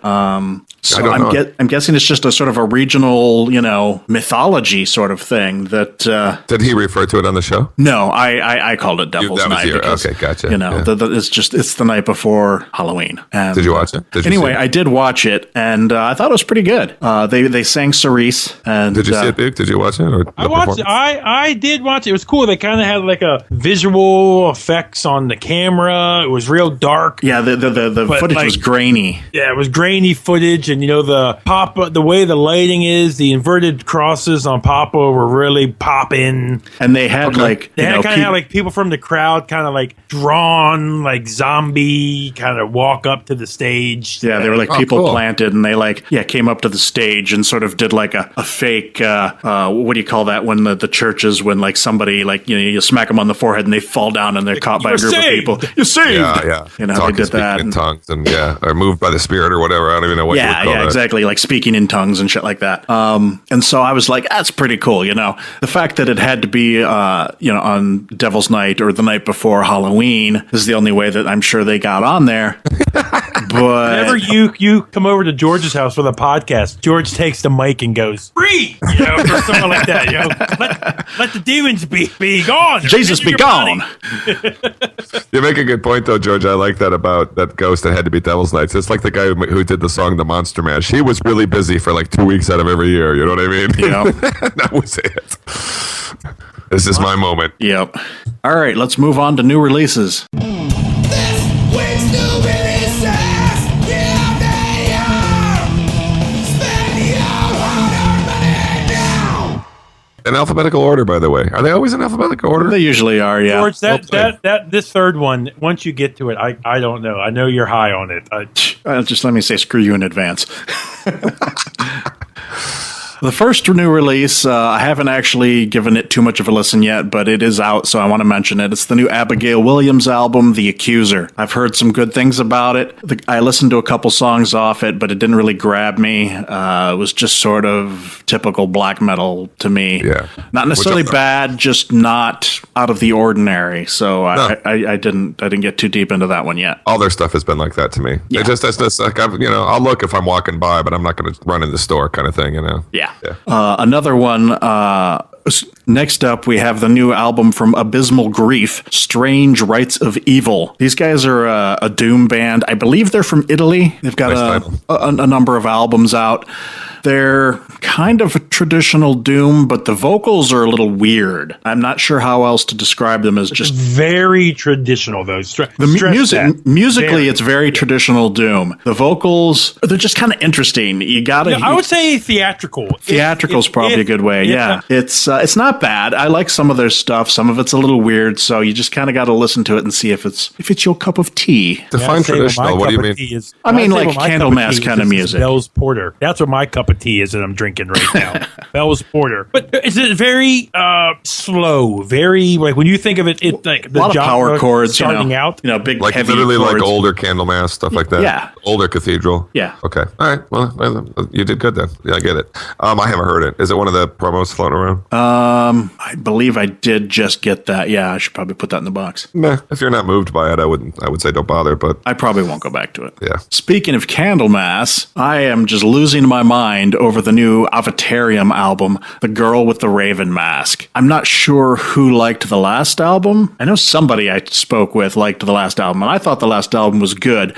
It didn't really blow my mind, but it was like, yeah, this is really good. Avatarium is the new band featuring Leif Edling from Candlemass, and they're fronted by her name. He's the bass player for those people who don't know.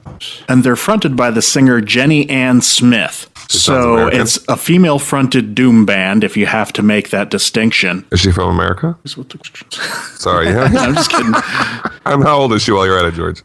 She's 37, and she's from She's Sweden. got to be from America. No, Sweden. Really?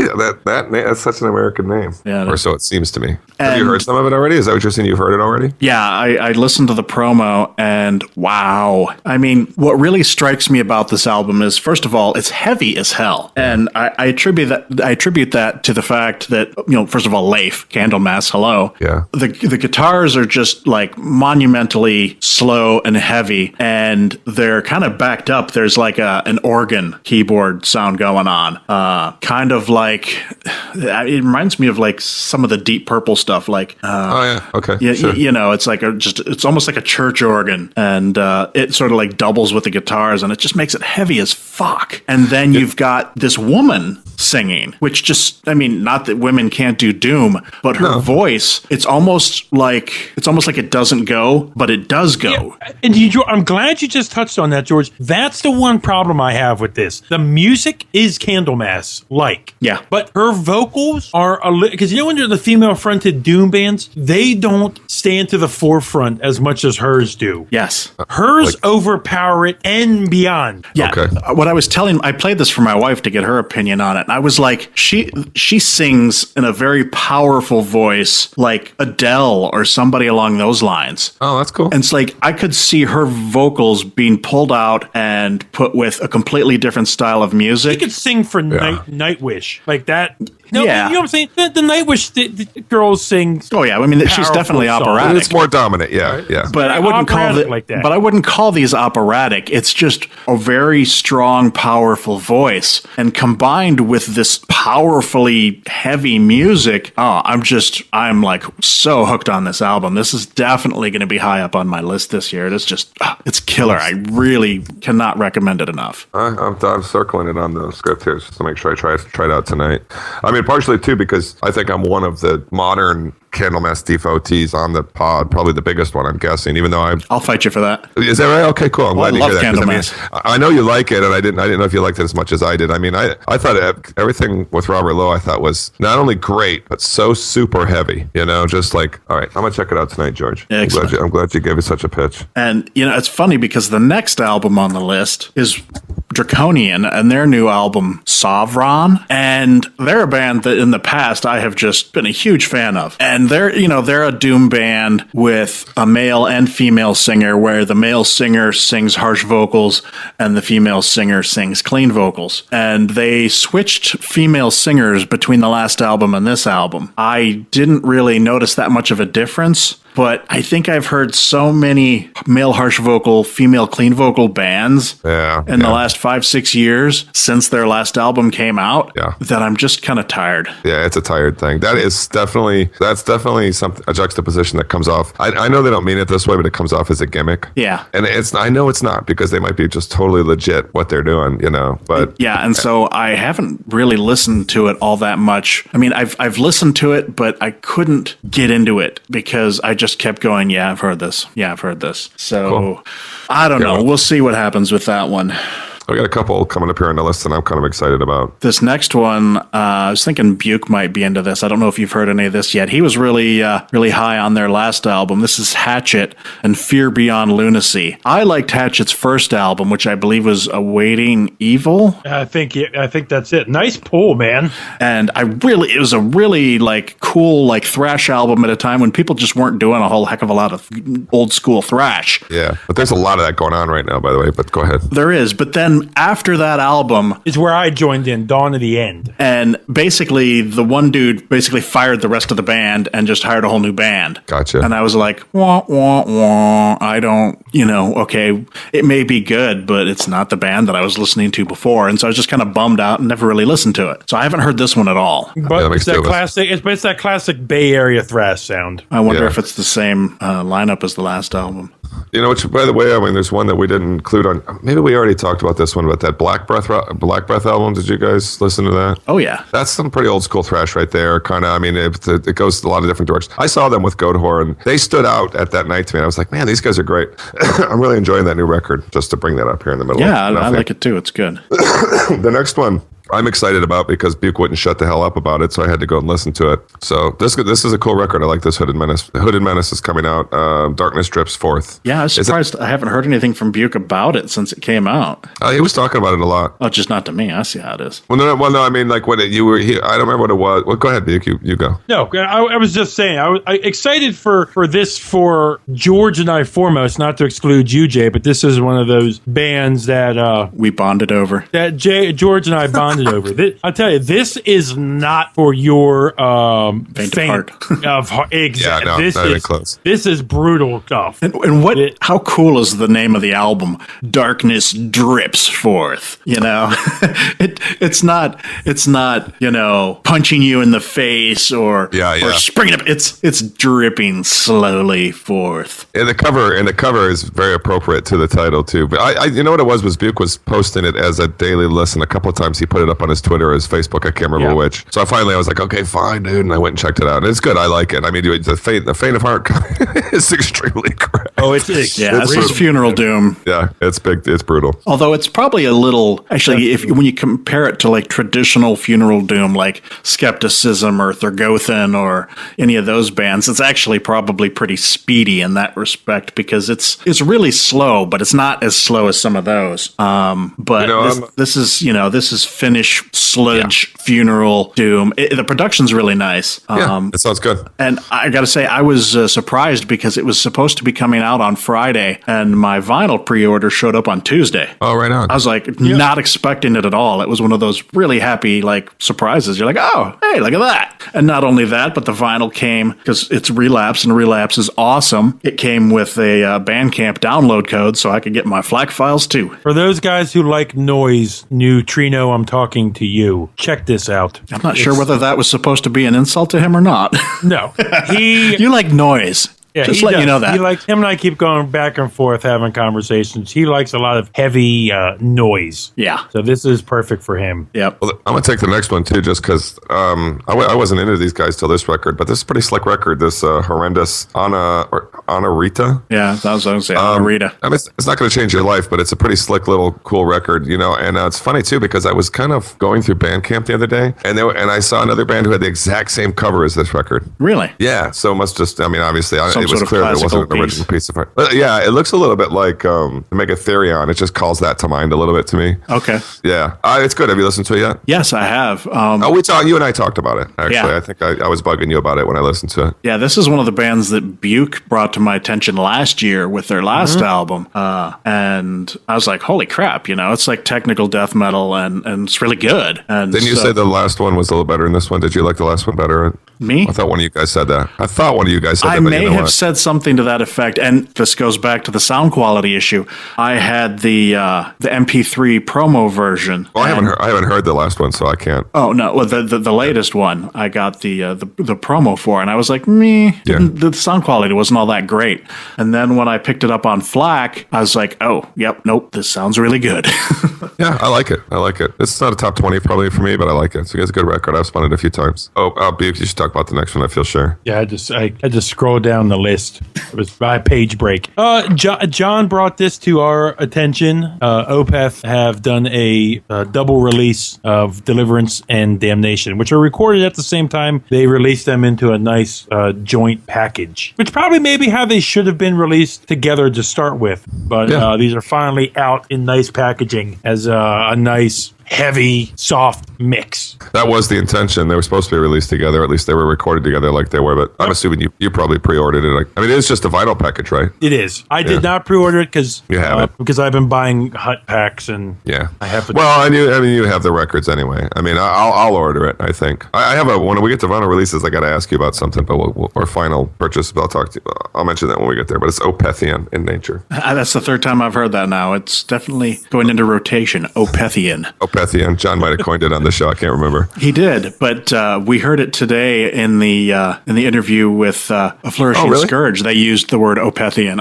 I should have called him out on it at the time, but I didn't really. It just sort of like passed me by too quickly, so it didn't make sense to go back and talk about it. But, even better though that I wasn't there for that. Cool. Then that's something that's getting to the vernacular. The vernacular, exactly. So this next one is the new Panopticon album, Autumn Eternal. I believe it was the last episode where I mentioned that I had heard this, and thus far it was not really doing anything for me, much like their earlier work. I'm like, yeah, it's kind of noisy, black metal with not a great production. I gave it another listen a couple days ago as one of my nighttime, put on my headphones before I go to sleep, and first couple songs, per usual, didn't really do a whole lot for me. And then I started like falling asleep, and I was drifting in and out, and I heard some things that sounded a little better, like production-wise, and it wasn't necessarily your blast beat black metal like most of their stuff that I've heard. Yeah. And so now I want to go back and listen to the whole thing through again. I'm obviously missing some stuff in the middle and the end that perhaps might sway me. I'm not swayed yet, but the door is open for further exploration. All right, so I got a trivia question then, and it's just as likely that Buke will know this as you, and you probably, maybe you both know, but what is a panopticon? It's an actual word that means something. Yeah, I looked it up at one point when the band first came out, but I don't remember. I actually thought you might know it because of the law enforcement thing. It's a prison or a jail situation in which there is never a point or a moment when you are out of somebody's sight or alone. So it's like so that it would be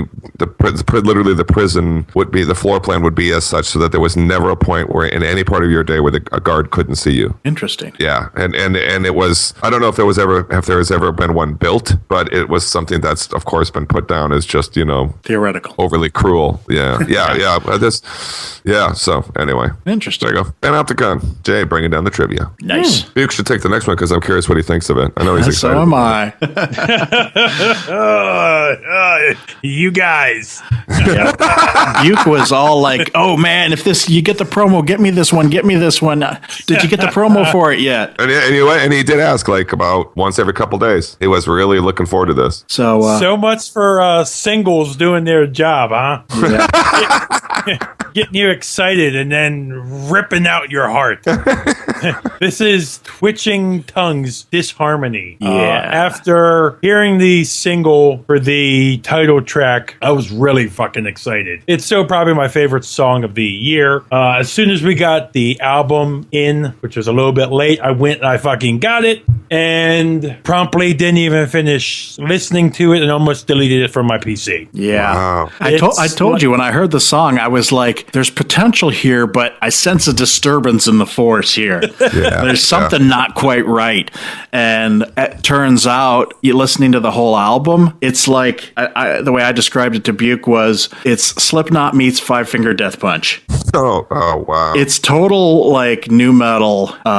They may not go full commercial this album, but I guarantee you by like the next album or the album after that, assuming they get the fans and the backing, they're going to be commercial like that. Yeah, the end is nigh. Yeah, it just was like, oh wow, this is really boring. So, sorry to hear it. But also they do have a couple albums under their belt, and they're just getting to that point. So I don't know. Yeah, maybe the earlier stuff's better. I don't know. Well, I'll let you find out, and you report back to us.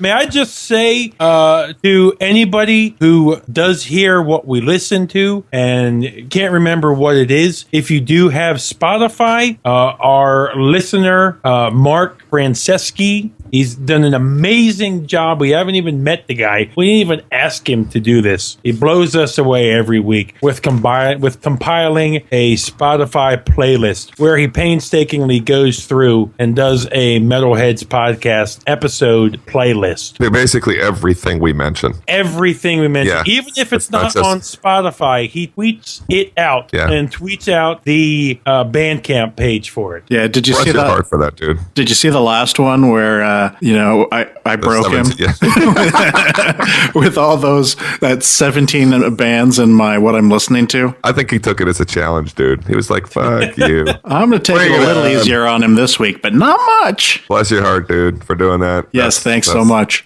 I was actually trying to figure out a way, and maybe Buke can help me out with this. I wanted to embed these playlists on the new website with the podcasts, but whenever I did, when you clicked on it, it would just open the Spotify player. It wouldn't play in the web page. Just like generically, yeah. You can't take the link and embed the link? No, I did. You embed it and it's on the page, but then when you click on it, it doesn't play in the browser. It just opens up the player. Even if you do the embed, even if you copy the embed code? Yeah, it embeds in the page, but it doesn't play from the page. Maybe it only does that if you don't have the player installed. I don't know. I'd have to try that on a machine that doesn't have it. Maybe if you have the player installed, it automatically opens it. But I was like, that's lame, so I didn't do it. Gotcha. But it does go to the proper playlist, at least when it opens it? I believe so. Gotcha. I was so incensed by the fact that it wouldn't do what I fucking wanted it to. Well, it was a noble notion to do that. Yeah, so I'll continue looking into that, and maybe we can make that happen. But please, if you're on Spotify, follow Mark, follow his playlists, and again, Mark, thank you from all of us here. Huge shout out. Yeah. Mark, if you'll get us an address, I'll send you a Catatonic Society CD. Not to make them sound like they're always gold or something, but I feel like that's the least I can do for you, bro. Would you message us on our Facebook page at your convenience? Just say, hey, Mark here. Here's my address, and I'll get you a CD out. Right on. But don't expect it till like March, because he's great. I like to leave that with my friends. This is business. When it's you, Buke, I'm like, fuck it. I will say this. I just sent Buke the Mutoid Man record and t-shirt I bought for him at the show. And in all honesty, about a week ago. It would be sort of like as if it could quite easily have been like sending it to him when the new record was coming out. You know what I mean? Like, I waited a long time. I'll give you that. But I've always been timely with George, but it's because I actually like George. Oh, snap. The last new release we have is Vanden Plas Chronicles of the Immortals Netherworld 2. I don't know why it's called Netherworld 2 because I don't know if there's a Netherworld 1. That doesn't ring a bell to me, but these guys are kind of close to my heart. In particular, they have a record that came out in 2006 or something called Christ O, which is such a good record. And then the ones before that are really good too. And then the last one I didn't care for so much, but I'm always excited to see when they do something new. They're like a great mix between super melodic kind of power metal singing with really aggressive guitars at times, and then also just real melodic and they all can play like crazy. So I'm not doing a very good job describing them, but I was really excited to see that they're one of these guys that has a record come out every like 4 years. So this one kind of caught me off guard. There are a couple advanced tracks out that didn't exactly blow my mind, but it sounded like Vanden Plas. So I'll get it when it comes out. So sweet. But while we're on it, I would just tell people check out Christo. That's a really amazing record. All right, let's do our top three. What's your top three? What's your top three? What's your this week? As put forth by Buke this week, which it's interesting that this should come from him. Yeah, Put forward about Buke for me as a fan of my two friends here. I want to see your guys' opinion. More importantly, George's. Because I know my favorite is not popular. Whatever. Yeah, and you also mentioned when you suggested this to me that we do this in honor of the news about Satyr. Oh yeah. And so of course that means we're doing our top three Satyricon albums. And I'll just tell you right off the bat, I kind of went from eras. You know, I kind of hit different eras here. One I would call early, one I would call transitional, and one I would call new. So, or the late era, I would say. So we're just going to start with me as we always do.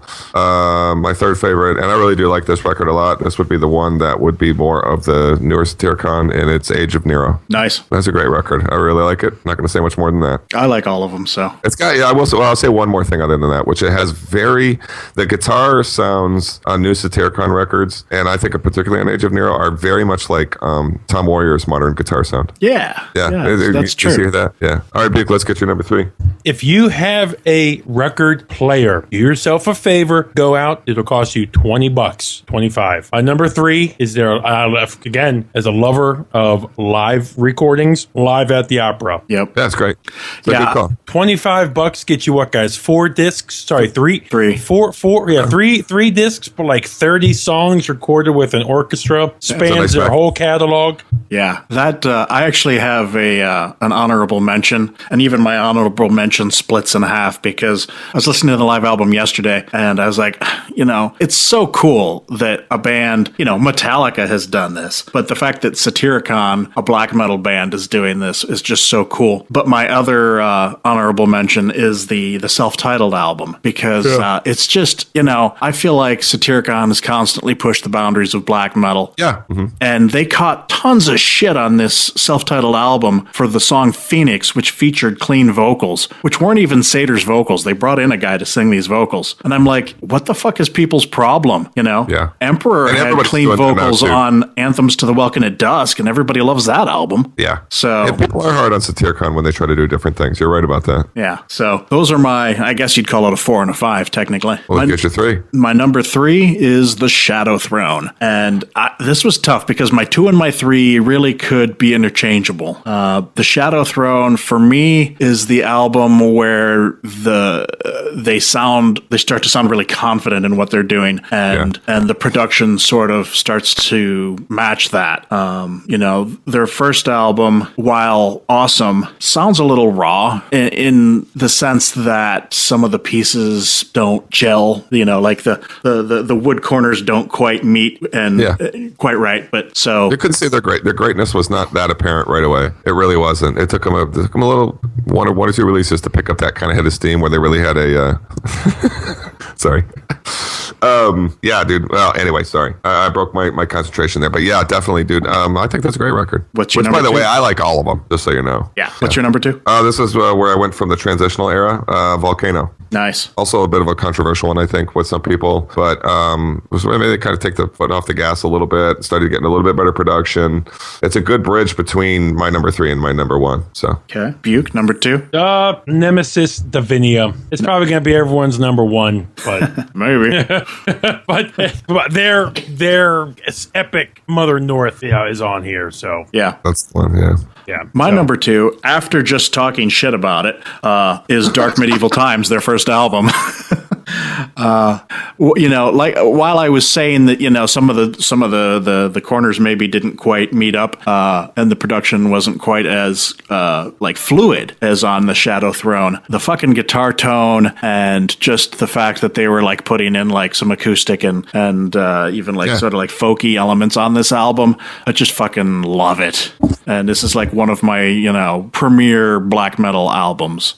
And I totally agree with that, George. It's one of my favorites too. I didn't put it on my list because of the way I chose to do my list, and my number 1 was a tie between that and Buke's obvious prediction and accurate. My number 1 being Nemesis Divina, just really it's my favorite record of theirs. But I have a lot to be said about the modern era. But Dark Medieval Times is a great record, dude. So yeah, I thought about doing the same thing as break it up into the periods, and I was like, nope, I'm just going with what I love. What you love, yeah, why not? So that is it. That is my number 1, Nemesis Divina. It really is. It's the seminal. I don't know if important record is the right word, but it's a great record. Yep, Buke, number 1. I'm going to do what you guys just said, to list what I like, and Volcano. Volcano.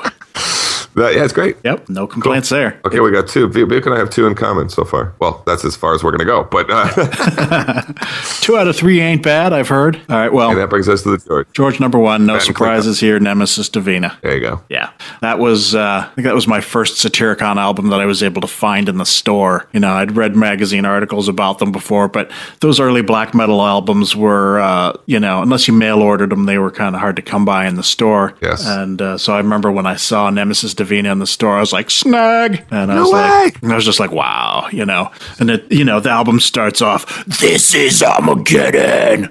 And it just fucking rips your face off from there. And even the cover's kind of groundbreaking for a black metal record at the time too. Yeah. And like the inside art, with like Satyr on the throne, and they got the corpse paint and the blonde hair. And it's just like good stuff. One of the most striking images from the early black metal scene that I recall. One of the reasons that I got drawn towards 1349, just because I so deeply respect these guys, which, by the way, I still say that newest record was really good. I agree. But, yeah, I'll follow them around. You know what I mean? Wherever they go, it's going to be worth a shot. So that's cool, Frost's other band. That was a nice list. Yeah, 1349. Yeah. That was a nice list. Yeah, that was fun. So what are you listening to?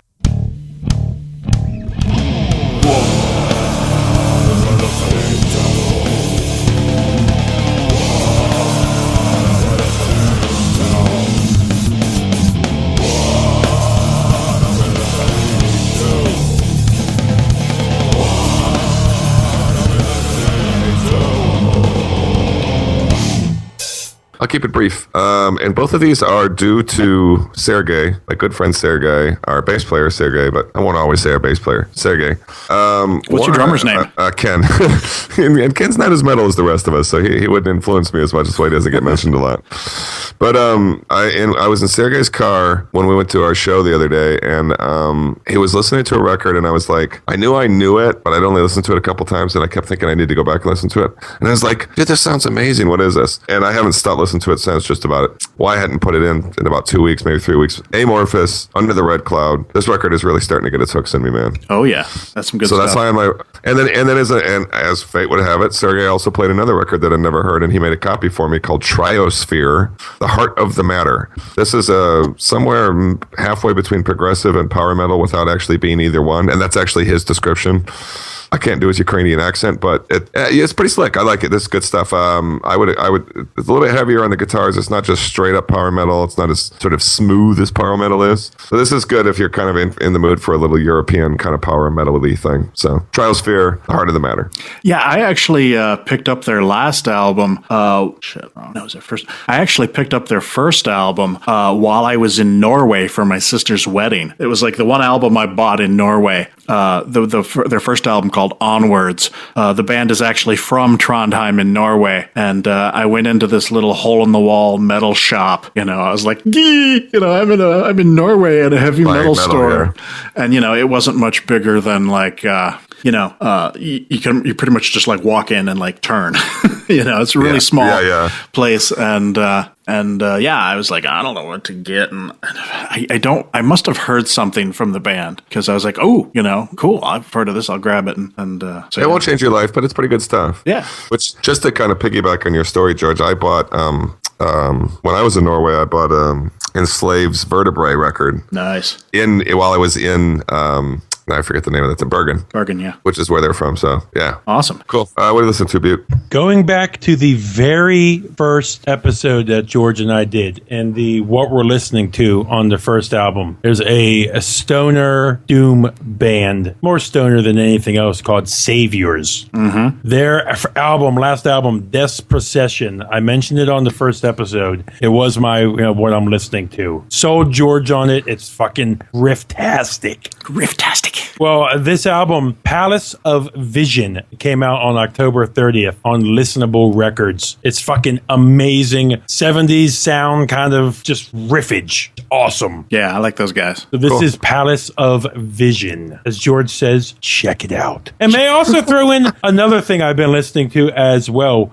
This is a second generation new wave of British heavy metal band that kind of for some reason, I think as other genres are getting big, they kind of pass them by. This is an album that came out a couple years ago by the band Cloven Hoof. Oh, yeah. Sure. Yeah, just wanted to mention that I've been listening to them as well. Excellent. I'm sorry to come back to me real quick, but Buke, you really reminded me of a record that I was kind of pitching to you guys recently, and I do want to pitch to other people, and I'm still listening to it, and it's Serpent Throne. You got passed up. You don't do it. God, that's good stuff. I remember their earlier stuff, and I was actually looking for the new album, and I was kind of not happy that it's not on Bandcamp. It's on Spotify if you want to at least check it out, George. I love this record. It's called Brother Lucifer, and it's all instrumental. It's like instrumental Sabbath. There is no wasted seconds on this record. I got to say, I spin this thing a lot. I listen to it on Spotify. I don't have a copy of it yet. So anyway, Serpent Throne. People check that out. I have a third one, and this is the band Sadist and their album Hyena. Yeah, it was good too. Really good. Really record? really good. That's a new very record. New record. Yep, very new. Yep. Excellent. These last couple weeks are going to be hard. Yeah, we're starting to get in, now that it's November, we're starting to get into the slow season. Although last year I said that, and then we kind of got hit with some stuff at the end of the year. So we'll see. But usually once the holidays start kicking in, people aren't releasing as much because, people just aren't thinking about music at that time of year. And so I don't know, they kind of wait. They either do it in early to mid-November or they wait till January. Well, you know what is for sure, though? It doesn't need to be worked out these last couple weeks. Twitching Tongues is not on my end of list. Not mine either. It'll make end of the year That songs. much easier. Yeah. But- Oh, yeah. All right. Fair enough. All right, I'm sorry to do this to you. Last week I had 17 bands. I think this week I have 13. I have 64 new bands. I'll try Mark to go is through like, them quickly. Fuck. Sorry, man. I thought I was only going to have a couple, and I've got one that I'm just I'm just losing my mind over. But it sort of got away from me. So the first one is actually not a new album. It came out last year, but I just came across it about a week ago. I don't know how to pronounce it. The band Aeneon. It's Aenaon, and the album is called Extance. It's their second album. They're a Greek progressive black metal band, and the quality of this album just really rocked me back on my heels because I was like, why did I not hear this last year? It is really good. Definitely one of, if you listen to only a couple albums from this list this week, this is one you should definitely check out. Next up was one that kind of surprised me because I wasn't really all that keen on their first album. This is Corrections House, Know How to Carry a Whip. This is singer Mike Williams from I Hate God and Scott Kelly from Neurosis and a couple other guys. And it's sort of experimental, avant-garde sludgish kind of stuff. I That just doesn't happen to sound like Scott Kelly at all. Avant-garde, sludgish. Yeah. And I started listening to it, and I was like, I kind of like this. Cool. So I'm going to have to go back and listen to the first album now and see what that's all about. You need to go check out that Steve Von Till record too. Don't forget to do that. Oh, I haven't forgotten. Yeah. What I mean. Okay. Just a little bug in your ear. Yep. Next up is a band called Curse of the North and their album Curse of the North 1. This is yet it's their second album. These guys are from Seattle as well. That's, A Flourishing Scourge is from Seattle as well. I don't know if these guys know each other, but they're sort of I'm not sure how to label this. It's kind of doomy thrash, maybe. The vocals aren't all that harsh. It was just kind of an interesting listen. I picked it up on Bandcamp. Next up is the band Decadent and their album Veritas. That's Decadent with a K, not a C. This is the fourth album from a Slovenian black metal band. Another one that I found on Bandcamp, and I was like, yeah, it was good, so picked it up. And then we have another Belgian black metal band called Drawn into Descent and their self-titled first album. This is atmospheric black metal. I didn't really hear a lot of vocals on this. It was just a lot of really cool music, and that was enough to sell me. Next up, I'm going to catch some hell for this one, I'm sure. The band is called Fister. Waiting for the chuckles. Little, immature chuckles. Come on. Well, the problem is we're on video here, so now people just have to shake their heads and roll their eyes. And that doesn't really translate, but what are you going to do? Yeah, and the album's called 4, like Roman numeral 4. They're a doom sludge band from St. Louis, and the album's just one long 44-minute song. I got that on Bandcamp as well. It was just kind of cool. Okay, next up is the band that, this is, if you listen to nothing else from this list, you have to check these guys out. Be damned if I can pronounce it. They're a French band, black doom band called Mayeutiste. It's like Maieutiste. I guess they got a deal on vowels. and it's their self-titled album, and it's a black metal album, but it really runs the gamut of all kinds of stuff. I mean, it's like a Black Doom. So it's like, it's fast, it's slow, there's clean parts, there's heavy parts. It's I found this on Bandcamp. I just gave it a casual listen, and I kept listening, and then I kept listening, and I was just like, man, this is really good. So definitely check that one out. Cool. This next one, the band's called Neurotech, and the album is Stigma. I got this one from our friend in Peru, Emilio. He recommended this band to me, and I'm kind of digging it. This is a little different from my usual fare.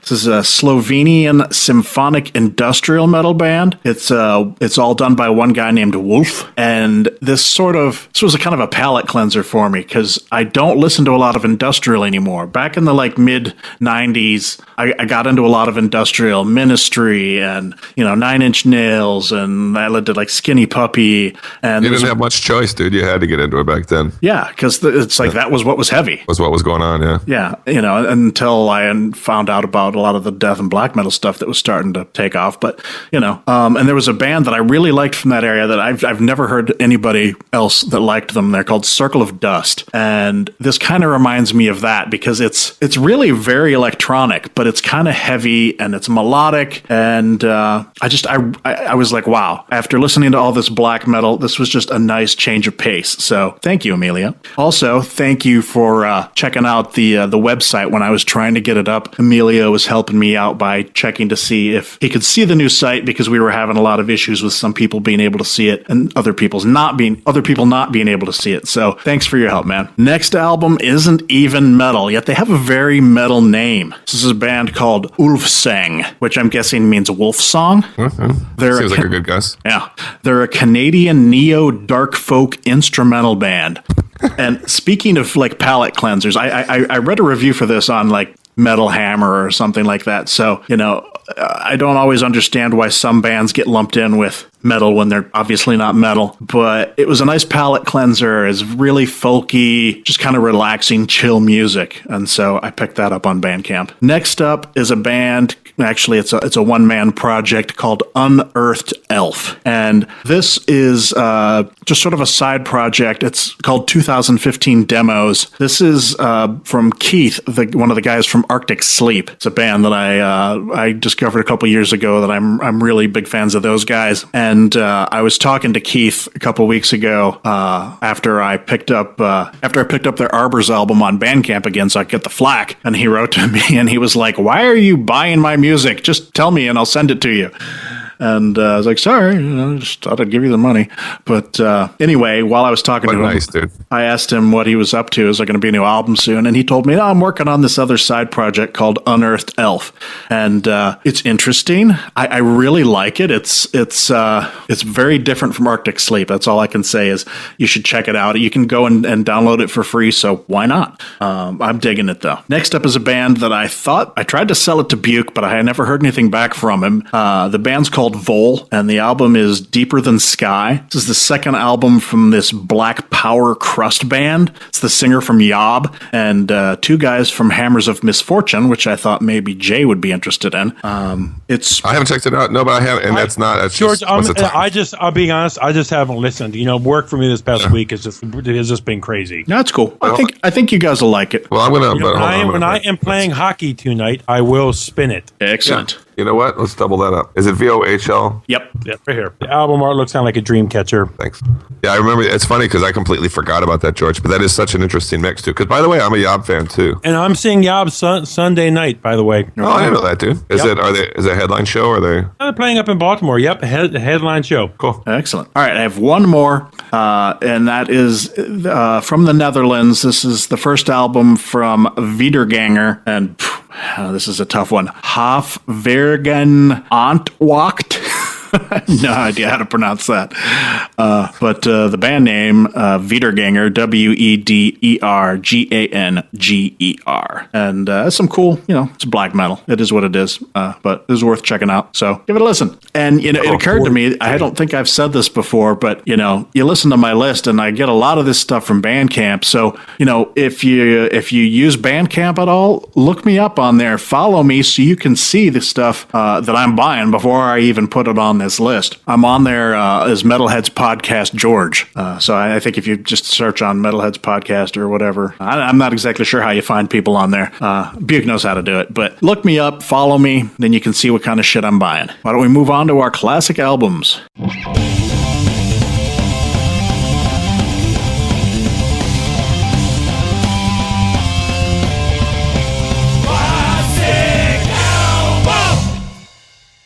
I'm going to do two this week just because one is an honorable mention. I'm sure one of you guys has chosen this in the past, but it's just Abigail. This because I am going to see King Diamond sing that record tomorrow night. Very much looking forward to it. So that's one of mine. It's getting harder and harder for me to remember ones that I've done. I really need to go back and through each episode and make a list so I can reference it. You're right, dude. Now my other one is kind of weird, and I don't know. George, you must know these guys. They had one, maybe two good records. They were new wave of British heavy metal band, and then they kind of went poppy, kind of weird. They have their second record they made, and then they got a new lead singer and re-recorded it with the lead singer, re-recorded the old singer's vocals on it. I don't think the original one ever came out. It doesn't matter because this record is like halfway between Def Leppard's Pyromania and like Iron Maiden Number of the Beast. I swear, and like literally, like every other song is like one's kind of like about love, and then the next one's about samurais. Anyway, it's called Tokyo Blade, Night of the Blade. I highly recommend this record. Yeah, definitely. I know those guys. It's totally new wave of British heavy metal stuff, but it's a great record. So that was it. Long preamble, but that's my suggestion for the week. Excellent. Good choice. Buke? Nothing special. If you like riffs from 86, is the band Onslaught and The Force. Oh, yeah. Nice. Crossover, punk type of album. I remember when Power from Hell came out, I had it, I got that and Bathory on the same day. Yep. I remember both of those together as well. Yeah, I had them both on vinyl. Cool.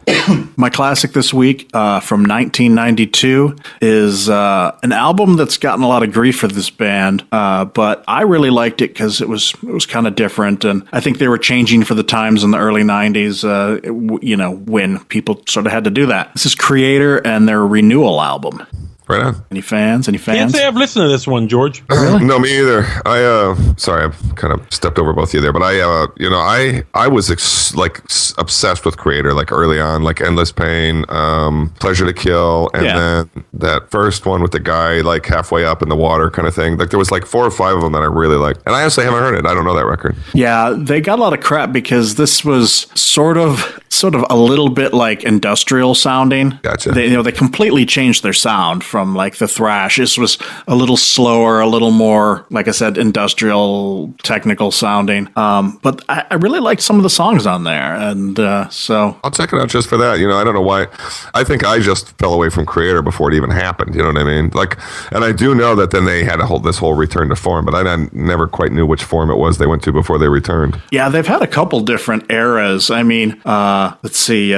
The album before this one was Coma of Souls, and I know that's a big album. And then they did Renewal, and everybody shit all over them. And then after that, they sort of returned to form with Cause for Conflict. And then there's another album by them that's very different that I really like, which is Endorama. And then they yet again returned to form with Violent Revolution a couple years after that. So I don't really like the way Milla's singing anymore. Like his voice has kind of gone in a slightly weird direction to me. He's always been a funny singer in a weird sort of way, but if he was singing a little bit more like he was in the first couple albums, their like last 3 records would be insanely good. Yeah. But there's this weird timbre to his voice though that I just don't like as much as I used to. Fair enough. Well, cool. Good choice, dude. I like to see somebody pull something obscure out of, an otherwise well-known band's well-liked catalog. Yep. Final purchases. What do we got?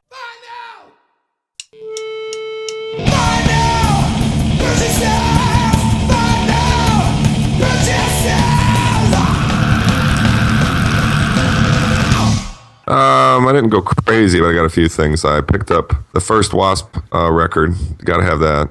Had mentioned this, made allusion to this earlier. I picked up a Blackwater Park 180 gram sort of reissue vinyl, and I was wondering if it's the one you have, Buke. It's like a matte finish, which is to say it's not like slick. It's two albums, and it's got like this big nice booklet in it.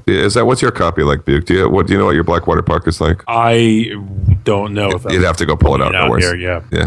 I got Monster Monster Magnet's Power Trip. I got Iron Fist by Motorhead. No Sleep Till Hammersmith by Motorhead. These are both 3 issues. And then I went to a record store in Monterey, and they didn't have Squat, so there was nothing to get you boys. But I did get a 1977 original release Love Gun by Kiss, and it had all of the inserts and shit. Nice. Yeah, the cover is a little scuffed up, but the record is perfect. And finally, in the same record store, I picked up Songs from the Wood by Jethro Tull. I love that album. That's probably my favorite Tull album. It's like their Led Zeppelin 3 kind of thing, you know. That's such a good record, yeah. Yeah. So that's it. That's everything I picked up. I got a couple other things that weren't metal, like I got a Billy Squier record at that same shop.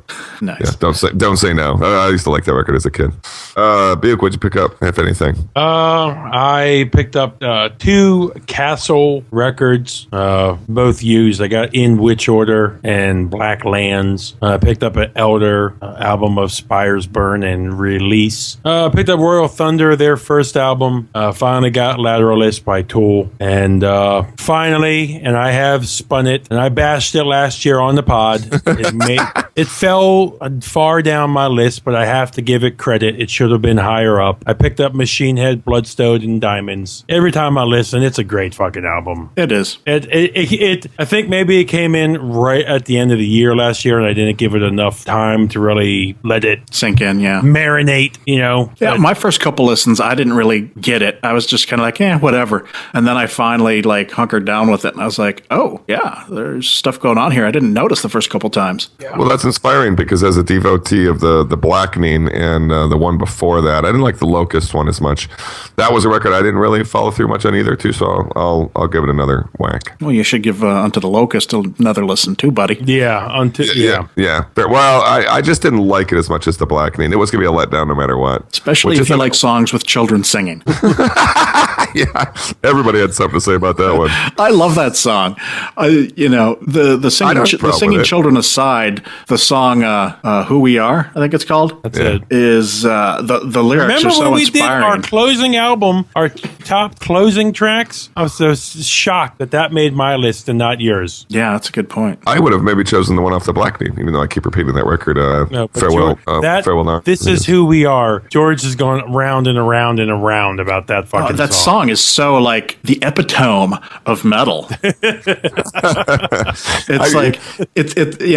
said it before. It's like a song talking about, this is who we are. We're the ugly and the, Sure. ignored and the people you don't like, but we are legion and we're not going anywhere kind of thing. And it's just very inspiring to me. That's off to Rob Flynn, dude. He's a talented dude. He is. Yeah. Does that bring us to George? I believe it does. As I mentioned already, I got the new Hooded Menace, Darkness Drips Forth. I also got an Italian doom band called Thunderstorm and their album Sad Symphony. You don't see their stuff around too much, so when I saw this on Discogs, I snapped it up. Cool. I got the new Lee Dorian album, With the Dead, the self-titled album. Very good stuff. And I forgot I had pre-ordered this, the Bolt Thrower Live War. It was an earache reissue, or I don't even know if it was a reissue. Maybe it's the first time. Not being a big live album guy like Buke, but I saw them doing pre-orders, and I was like, it's Bolt Thrower. Fuck it. Let's get it. Yeah, it's nice to have those pre-orders surprise you when you expect a little ways later, Yep, I get that a lot. You and George and I both have 4 Phantoms coming in the mail. Should be here any day now. So. Yeah, I think mine might have come to my UPS box on Saturday. I got a message that something came in, so it might be that. I have to go check it and pick it up. Did you order the fancy color, or was it I believe it did. Yeah, orange or something like that. It's burnt orange or something. Yeah. All right, Deep Tracks. Deep Tracks. All right, this is about as deep as it gets because it's off of a record that's a compilation record. It's a Venom compilation record called From Hell to the Unknown, and it was one of the earlier vinyl purchases I made after I joined the podcast because it was like a record I had as a kid and I loved it, and I had all the original release Venom stuff. Anyway, it's got this super killer cover with this like witch on it, and there's a song on there that I've always thought was one of the best Venom songs. You can only get on this compilation. It's called Senile Decay. So that's my deep track, From Hell to the Unknown. This would be about a possessed era Venom compilation record. And deep the enough track that I don't know Decay. Yeah, you can hear it like on YouTube. I know it's on YouTube if anybody cares to try it out. It might even be on Spotify for all I know. But yeah, cool cool stuff. It's one of my favorite Venom songs. Have to check it out. Buke. First off, let me go back. Pantera, my band that got me into metal. I was thinking, it's a deep Pantera song that I don't know if they played live. A lot of people I've never heard talk about. I don't hear it on internet radio. So off of Vulgar Display, I went with Regular People. Cool. Yeah, that works. That's a good choice. I call it Love deep. that song. Yeah, that's a good song. I like that a lot. I was just trying to recall some lyrics, and I wasn't going to make a fool of myself and sing them because Were you going to start singing? I'm no Phil. Don't accidentally start singing Short People or Randy Newman, because that'd be really embarrassing. I know that song too. Any streetwise motherfucker knows. Come on, George. Don't fuck with this. Don't fuck with this. There you go. Yeah. All right. Well, mine is Overkill from the Years of Decay album. One of my favorite all-time Overkill songs. I Hate. Right on. That song, I hate Overkill. Is that right? Is that true? Yeah, he doesn't really like them. I like the more modern era stuff, though, more better. I like the older stuff. I'm honestly not a huge fan, but they made a couple of good records in the last few years that are great. And I'm not saying I dislike those ones, but George always chooses the definition of a deep track, so I'm gonna actually go and put that on just so I can. This is one of my all-time favorite songs for just like screw you, because it's like the song's sort of like he's having a bad day, everybody's just shitting on him left and right, and he's just like, I fucking hate you, and it's just a good pissed off fucking crank it in your car song to just fuck you to the world. Cool. All right, we are nearing the end of the episode here. In a few moments, we're going to get into the last half of the A Flourishing Scourge interview, and then we will play you a second song from their EP, As Beauty Fades Away. Before we do that, we have to mention you should check us out on Facebook. Check out the Metalheads Facebook site. You can find me on Twitter at DiscipleOVMetal. And I am at Catatonic J. And I am at Opeth Fan. And the pod is at Metalheads Pod. You can also find Metalheads Podcast on Instagram. We've got a YouTube channel. We're on Stitcher. And of course, the brand new website, wearemetalheads.com. Please go check that out. Let us know what you think, It's like everything you hear here, but in color. Live, vivid color. Yeah. Yeah, there's pictures up there too. There's a new picture pictures of us section. even. Yeah. So let us know what you think. And if you have any ideas for anything that we don't have on there that maybe you'd like to see up there, let us know. Maybe we can make that happen. And George and I are both tippity tapping away, man. So that content is going to get updated at least weekly. You'll see new reviews up there. As mentioned earlier in this pod, I'm going to put a King Diamond show review up there. We'll have some nice photos from the show. Every week you're going to see a little bit more there, and there's already a lot there to go through. So it's not like you're going to go and it's just like there's 1 week's worth of stuff. This is George's previous life and everything we've built since then. So yeah, there's already hundreds of reviews up there, and I put in a contents page. It's like the last item on the menu there. Mm-hmm. Yeah, so it's a lot easier to find things. You can actually click on the contents, and it's broken down by like podcasts, reviews, and I think maybe editorials, and video reviews and stuff. And you can just click on the band you want, and it'll bring up everything related to that band on the website. So it makes it a lot easier to find things. And I was going to kind of add one other thing here too. And if you do go to the website, and over the course of the time, what you already see there and what you'll see added there, George and I both have kind of a stated philosophy of not necessarily reviewing records we don't like, because we figure there's enough negative stuff out there. So if you feel like we rave about every record, it's because we're specifically choosing records to review that we like. You might, maybe once in a while we'll trash something, you'll see, but that I just kind of want to use that as a disclaimer. Yeah, I always mention that because people have said that to me in the past. Is there anything you don't like? And I'm like, yeah, the stuff that I don't write about. The stuff you don't read about. There's enough good stuff to write about. And it's nice to have negative reviews out there, but we don't need to be part of that. Yeah, yeah. There's plenty of other people that'll tear shit down for you. If you want that, go somewhere else. Yeah, but they'll tell you what not to listen to. We'll help you figure out what to listen to. Yeah, I think that's much more helpful. And you can use these reviews. I know some people complain we don't put podcasts up quite frequently enough. We're only doing about 2 a month. This is filler for you, stuff to tide you over between episodes. You can go and read this stuff and leave us some comments on there too. Let us know what you think. Please do. With a shout out to our buddy Fiend, who joined us a couple weeks ago, as you all know, and Fiend put a real nice comment up there already, and I'm sure that we'll see some more. Yeah, Truly, guys, I wanted to as we're being all heartwarming, touching right now, wanted to reach out to every listener who reaches out to us. And the day that we release the episode, they're already asking, when's the next? Because we're blasting through it. Yeah, we have some of the most loyal listeners, and we all love this stuff. We're going to do it, and you guys are the reasons why we do it. So. Yep. I was just talking to our listener, Neil. He's been with me for a while, since back in the 365 days of metal videos. And, he was really pumping me up, talking about how good a job we're doing and how much it means to a lot of people. And that's the kind of stuff that really, motivates us and keeps us going. So thanks a lot, Neil. We're doing this for you guys. And speaking Agreed. for the guys here, it is about to start getting into holiday season. I had a baby. That's the only time I ever had to cancel a my wife pushed out a baby. I father a child. So with the holidays coming, schedules are going to start to get a little bit busy and tied up. We're going to try and do a couple more episodes, correct, George? We will be doing the epic. If you thought the mid-year episode was epic, we're going to be joined again by John and Will for the for the end of 2015 episode. So it's going to be a long one, I think. I was talking to Jay earlier. I think we should do top 25 albums, because it was a good year. Yeah, and with And five of us, that's just going to take a long time. It is. We're thinking we'll just drop the news and everything else, and that'd be that's 5 guys listening to 25 records each. That's going to be 125 records. But I think it's worth it. Maybe we may do like a short, top stories of the year, and then roll into. Oh, sure. Yeah, I mean, there's probably not going to be much in the way of new releases that by that time anyway. So just like we'll keep it brief. Yeah, we got a couple of episodes. We're going to do that, and we're trying to local band that I know. We're trying to work out.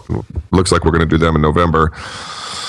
I'll remain nameless in case we don't pull that off before November. But we got a couple more episodes coming. But I agree. We got the holidays coming up. But as George was pointing out, I think we're going to hit 40 episodes this year. That's my plan. I'm hoping we can do 40 by the end of the year. Pretty good. I've got a band lined up for possibly an early December episode as well. So hopefully that'll work out, and all my plans will come to fruition. Nice. Yes.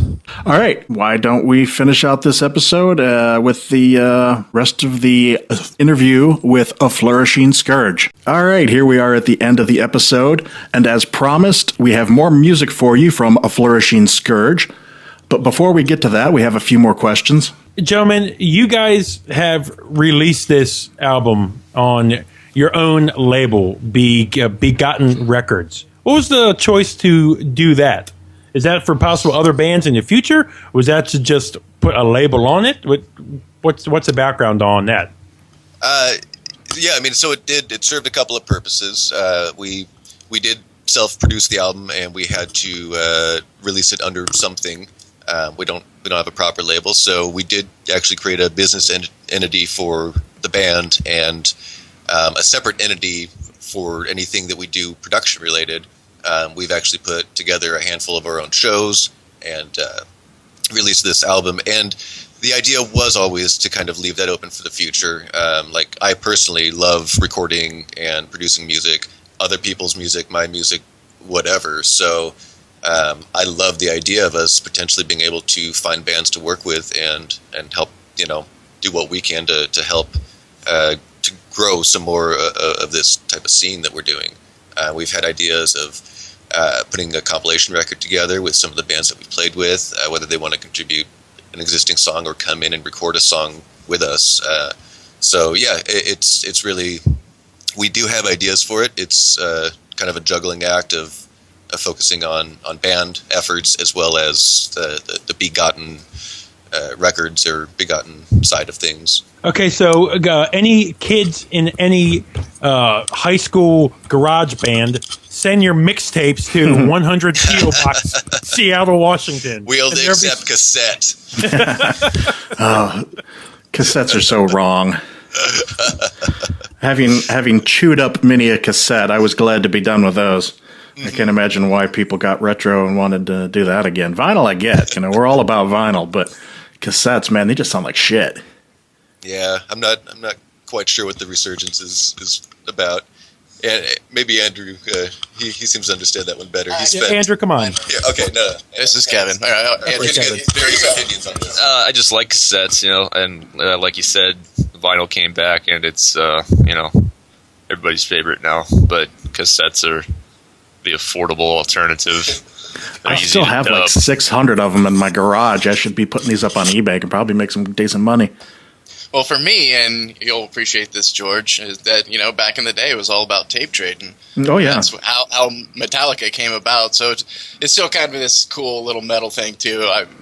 We do have cassettes, so, don't talk too much shit. But you'd be surprised how many people want to come and grab a little piece of that stuff on it. So it's just something fun, mainly, Yeah, it's mostly just, I like sound quality, and I've just, being old school like that, I've experienced so much pain from cassettes that when CDs came along, I was like, thank God, I don't have to, if I want to hear this song again, I don't have to rewind it, or, it was just such a hassle. But I mean, yeah, with me and my friends back in the mid and late 80s, we made our own, mixtapes, and, you dubbed tapes, and that was how everybody heard about all these different bands back then. So That's why George never got a girlfriend in high school, because he was always doing "I love you" metal mixtapes. Yeah, yeah.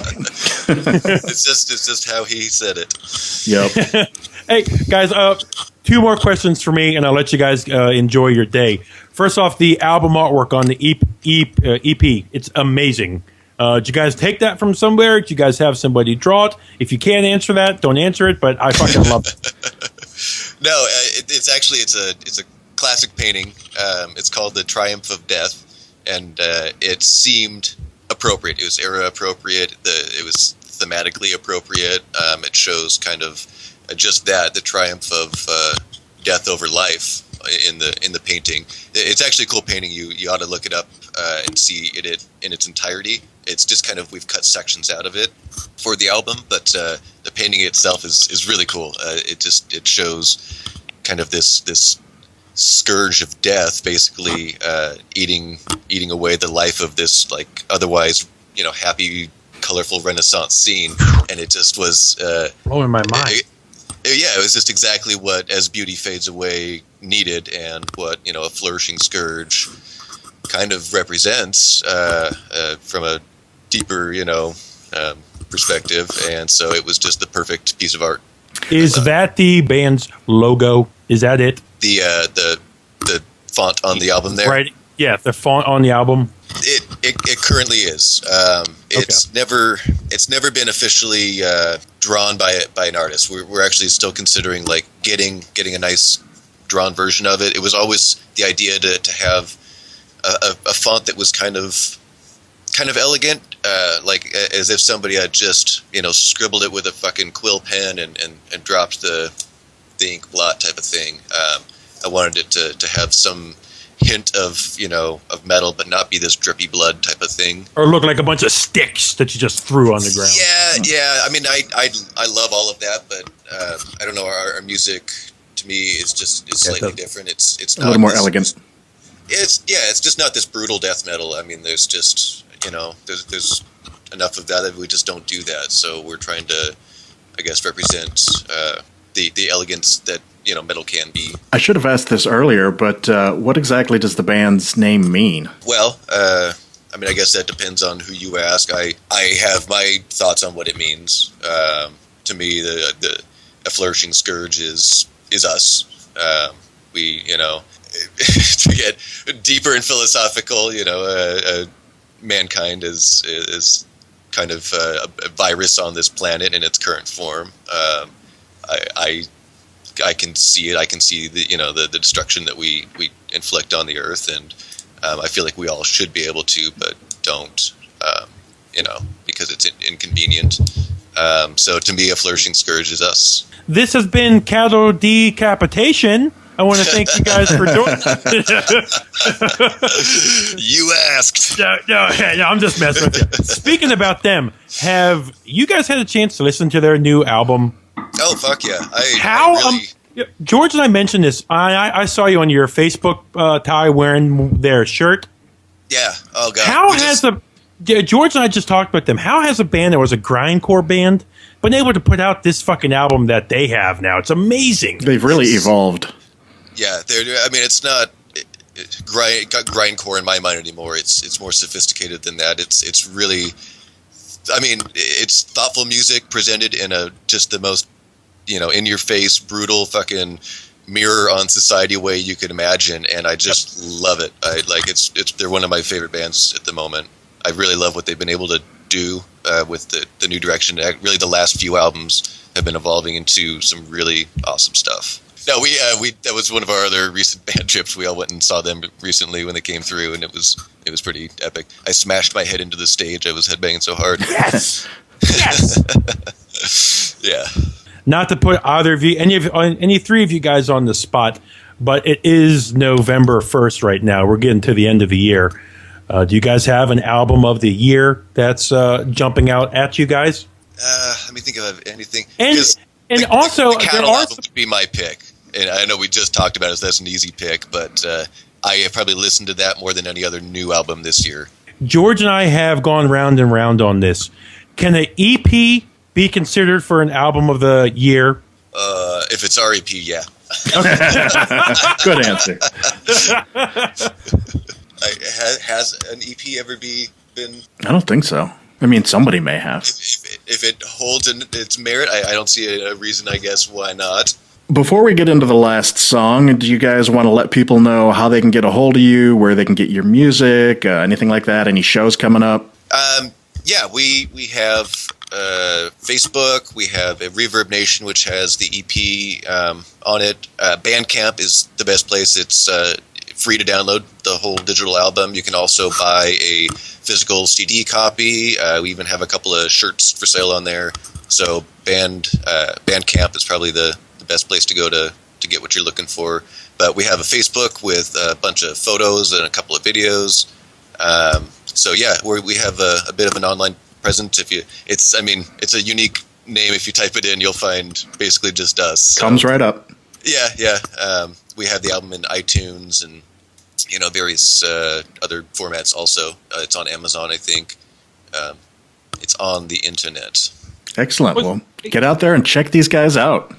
Hey guys, I'm just curious. This, as George and I mentioned earlier, we do a lot of Bandcamp stuff. Was the name your own price on Bandcamp where people can download it for free? Was that something you guys were going to do all along? Yeah, for us, it's not really like we understand that we're not going to be flying a private jet anytime soon, and that this is more of an investment than it is a revenue of income. So yeah, we don't really we would rather have people hear our music. Okay. We were pretty stoked when we saw that somebody had ripped it and put the songs on YouTube and so that's all we really want is if people hear it and tell somebody about it. That's it. Yeah. Well, last thing for me, I'm going to say thanks for joining us again. George, you end it. But the picture on your Facebook page using the Imperial TIE Fighter pilot, double thumbs up for me, gentlemen.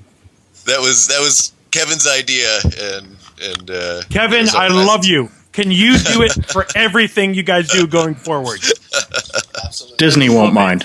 Yeah, Disney won't mind at all. I heard they're very nice with their stuff. Yeah, they're great people.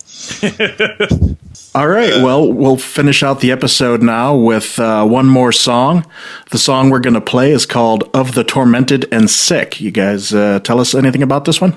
Yeah, this was actually the first song we ever finished. It was the first song I ever sang to in this project, and it actually started off with a different name, and we finally picked a better name for it.